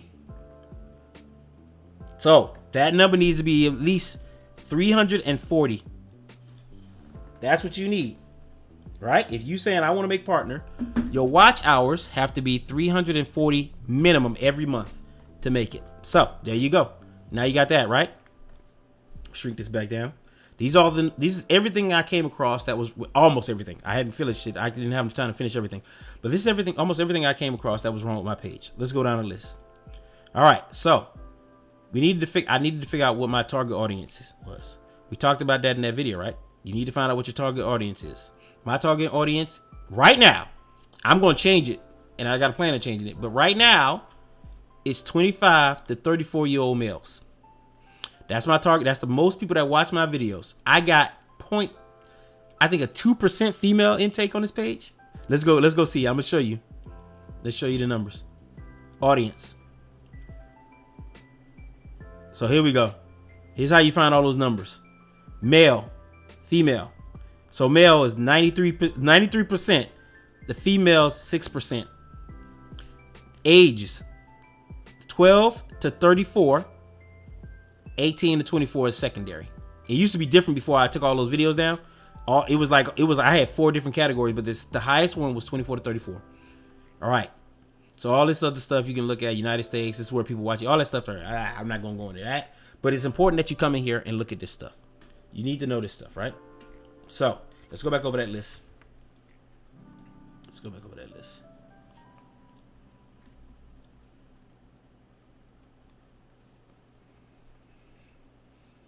Here we go. All right. So what I did was I took and I wrote down what was wrong. Right. I wrote down. And as I'm going through the stuff that I watched the guy's video like 2 or 3 times. I'm just writing stuff down. I'm like, damn, this is fucked up. That's fucked up. This fucked up. That's fucked up. Then what I did was I took these because I can't understand my handwriting, and plus it's inconvenient for this notepad, and I just transcribed it to here. So what did I find? Find your target audience. We already said that. Find your target audience is interest. What are they interested in? What I came up with this, and I'm wiping Twitch off the list. Twitch is gonna move over to my video game channel. I'm not talking about Twitch anymore on SFC. Anything video game related, gonna be on the Game So Spectacular. Streaming, OnlyFans, TikTok, dating preferences, electronics, white liberal woman. This is what I came up with. I'm telling you, I didn't make this up. I went to the stats and I looked at what people liked, and army life. Those are a couple of things, some of the biggest things that people took to when I talked about, right? So come up with a niche. We talked about that. So what is a niche? Specialized segment of a market for a particular kind of product or service. We watched that in the video, right? Develop an idea. This is how you come up with an idea. These are notes I put on the side. What are you good at? What do you hate or like talking about? Gotta get your juices turning. What are topics from your favorite YouTuber, streamers talk about? Talk about what they talk about, but put your spin on it. Draft a script. You gotta write your script up. You gotta write a script, bro. I've been doing that forever. That's one thing I have been doing. Because if you don't, your shit won't be coherent. It won't make any sense. My rants haven't been good because of the editing. That's probably why those weren't good. All right. So here's what we get, right? Here's what we get. Tell a story through your video. Here's how I plan to achieve it. Come up with a moral to the story. Then I'll develop the story. Here's a particular instance what I'm gonna talk about. Here's something I already came up with. I tell this story in real life all the time, but I've never bothered making a video. What my mind is, I'm gonna make a mixture of animation, real life, and stock footage. Right? That's gonna be my footage. And what I'm gonna do is I'm gonna tell, what was it? How I spent my first night in basic training watching a suicidal guy. That's how my first night of basic training was spent.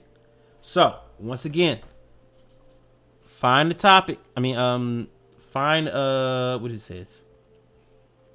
Come up with a moral to the story, then develop a story around it. So what's the moral to the story of watching a guy on suicide watch? Well, could be things ain't what they seem. Could be careful what you get into.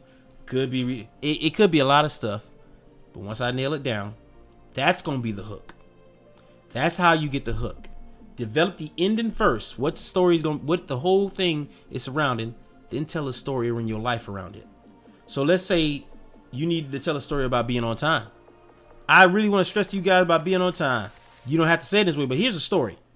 One day I was walking down the street, tripped over this wire. I was on my way to this appointment. You just get detail, right? But at the end, you got to bring it home. And when I finally got to the store, there was no chips left. Boom. Now that seems simple, stupid, but it's the premise. You tell the story, and at the end, you need the hook. You need something at the beginning to hook them, and something at the end to satisfy them. All right. So ask open-ended. This is a good one. This is how I plan on soliciting comments. From now on, instead of saying, "Hey guys, what y'all thought about that?" Leave comments. Ask open-ended, fact-finding questions. I learned that a long time ago. In every video, it leads to genuine comments. So let's say I'm doing a review, and this Samson Meteor Mic worked for me over 2 years. I don't know. Anybody else use USB mics? If you do, let me know down in the comments. What type do you like? Give them a purpose to answer. Give them a reason to answer. Instead of me saying, could you guys comment and like and subscribe? Instead, matter of fact, let's use your page as an example. Razor, I say SNK. Let's go to Razor's page and use his as an example. How can he do it? How can you Razor does SNK videos, right? So, and Pokemon. How can I ask open-ended fact-finding questions? Let's go back to his Pokemon Unite tips loose for beginners. Now, I'm not saying he didn't do this, but here's an idea I'm throwing out there to get your juice going. During the video, hey guys, I like using I don't even know. I'm just using an example. I don't know all these Pokemon. I like using Squirtle as opposed to Pikachu. Well, what's your favorite Pokemon? Tell me down in the comments. Now, I like Squirtle because, and then you keep going. Tell me down in the comments which one. See what I'm saying? You can, it depends on, and almost any topic, you can insert that fact-finding question in there to elicit people. Instead of asking them, sounding like you begging them, make them. That's how you make them. So, well, how do I make them comment? That's how you make them comment. You got to bring something up in the video that's involving, and then ask them, hey, how do you feel about it? But you got to disguise the question. You can't make it too obvious. All right, moving on. Where's my other? Oh God, I forgot where I put it. Shit, I'm losing everything, yo. All right, here we go. All right, here we go. So, next up, change video shooting areas. He mentioned that. Now, for me, I plan on using 3 different areas in my house if I film in the house. What it tells me also is I need to film some different shit. I need to film different shit. So I don't need to just sit in. But I have named 3 off. Like I got 3 places I'm gonna go in the house where I'm gonna do different. Like let's say I started the video in here. Then another minute I might be in my living room next time you see me. But I'm gonna switch it up. No more. I already raised it. Okay. So make videos shorter. This is real crucial too. What I've come to find is most people only watching my videos for 3 minutes. Could be that, like when we said, maybe they got what they needed in 3 minutes and they left. Because 3 minutes is a long time. If you're watching a 9-minute video, 3 minutes is still a long time, right? If somebody's watching, this is how I come to this conclusion. If somebody's watching for a full 3 minutes, they must have had some type of interest. And if they had some type of interest in that one part, I got to focus on that one part, narrow it down to there, keep it short. So now videos need to be, now I'm not saying it can't be a 10-minute video. I'm never going to do a 10-minute video again. I've always lived by this, but I'm going to make it more tight. I'm going to make a video to the amount of time I need. No more 15-minute videos. I can't see me making another 15-minute long video unless it requires that. All right. All right. So make beginning of the video stand out. The hook, we talked about that. Edit your videos. Every 30 seconds, this is me. Every 30 seconds, something major has to happen. Now, let's go. Raise, I'm going to use an example here. Now, I'm not saying you have to have something happen every 30 seconds. But what I'm going to say to you is, does your scene change enough? Let's watch. Mute it. Now, because he's using B-roll, the footage is doing all the work for him. Now, you could get better than that, and you know what you could do? Insert some memes. He is mixed, but I'm excited for it. But I'll explain why that I'm a little mixed about it and why I'm excited about it. Okay, one thing that excites me about the... Now see that? Move straight into it. He said, I'm excited about it, and I'm not excited about it.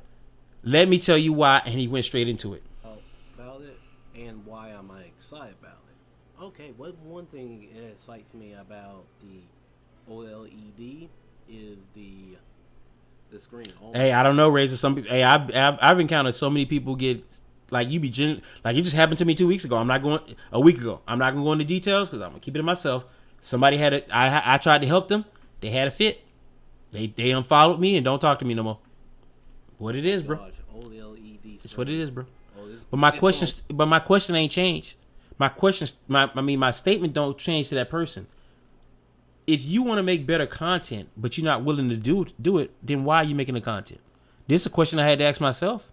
I'm putting myself on blast tonight for that very same thing. It's still a question you gotta ask.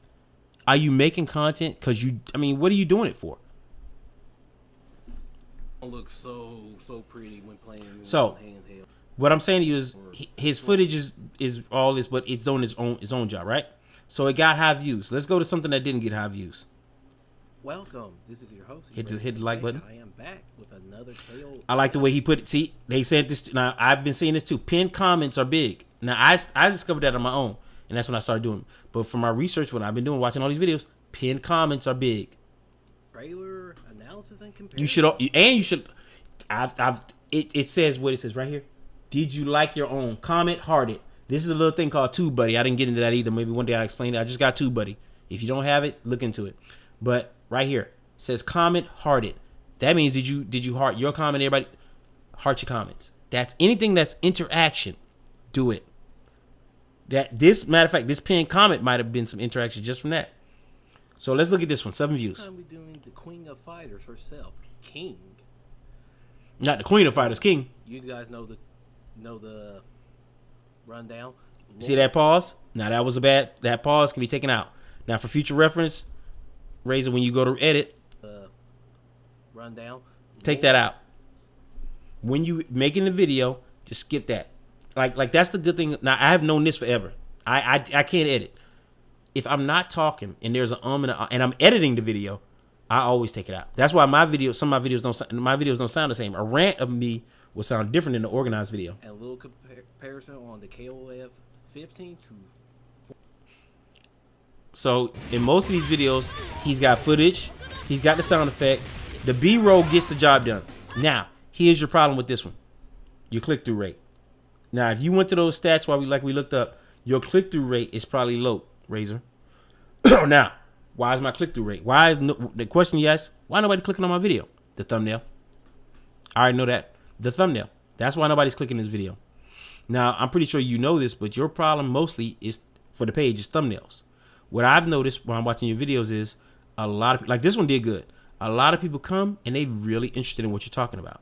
What they need now from you is for you to bring the whole package together. Get the thumbnails better.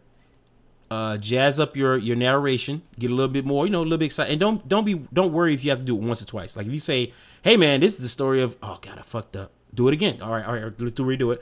Don't try to always do one takes. Do it as many times as you have. And this is why you don't make a lot of videos. Because it might make you 2 or 3 days to make the right video. You can't rush through it. I was doing that.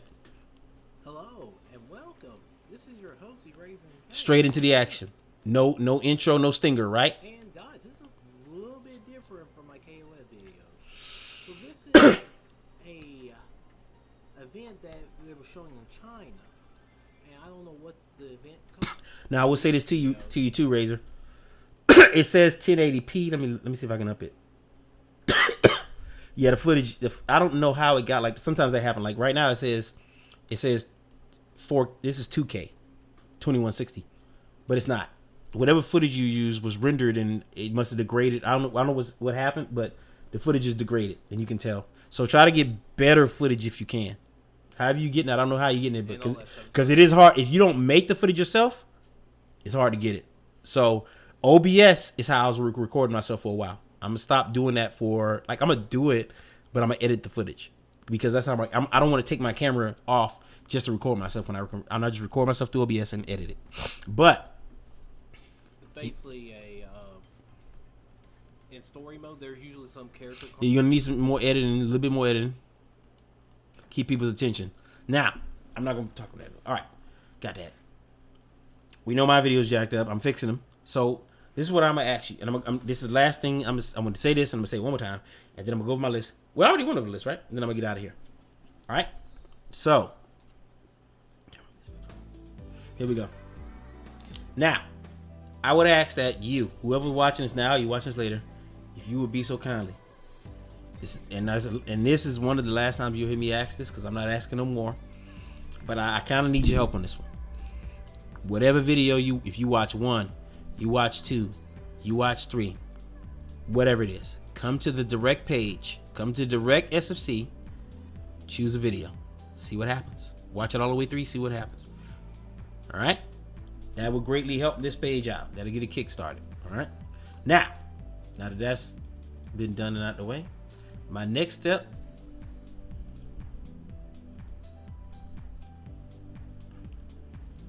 Improve your videos with music from. There we go. So my next step is to discuss with you some upcoming stuff I'm gonna work on. Now, I can't tell you when these will be done because, like I said, I'm not taking no.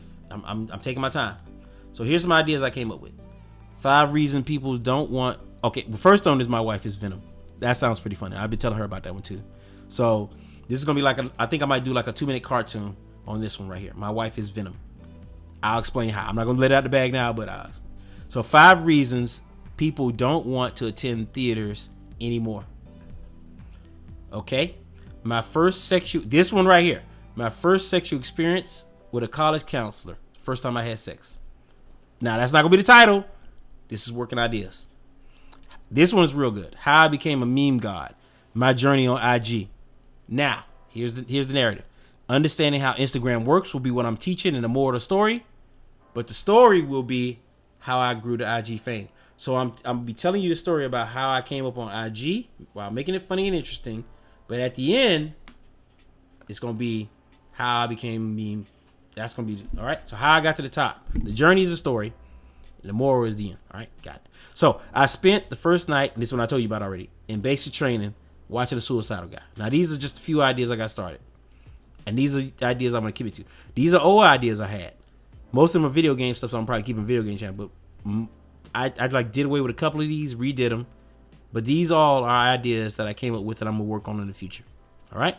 So to go back to the Transformer thing, somebody says I don't like Transformers. It's my job to make them like it. If I'm going to do the let's say this, if I'm gonna do the content on it, then it's got to be my job.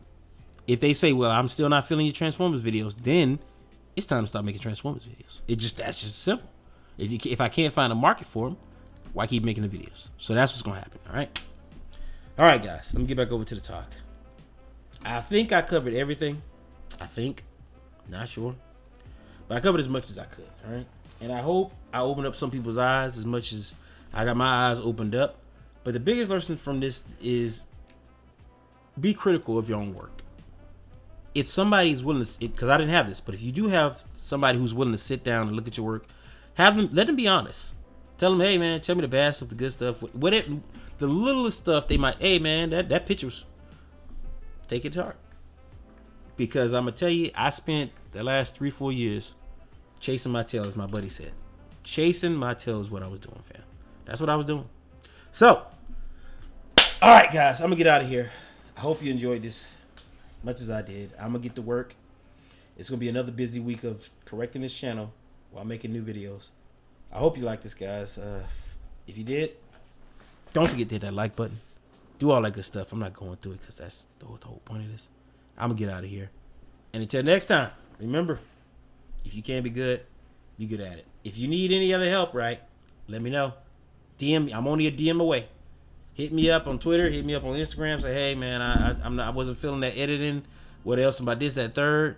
If you need to find those people, let me know. All right, guys. Hey, I'm gonna get out of here. I'll see you later. Have a good night.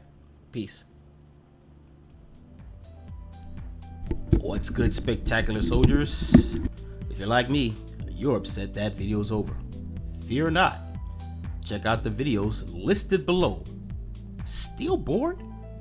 Then check out my other YouTube channel, Gaming So Spectacular. We require more content, I hear you exclaim. Well, then take a trip over to my Instagram, Twitter, or Twitch, where I stream weekdays. And luckily for you, the name is the same everywhere. Until next time, spectacular soldiers, if you can't be good at it. Peace.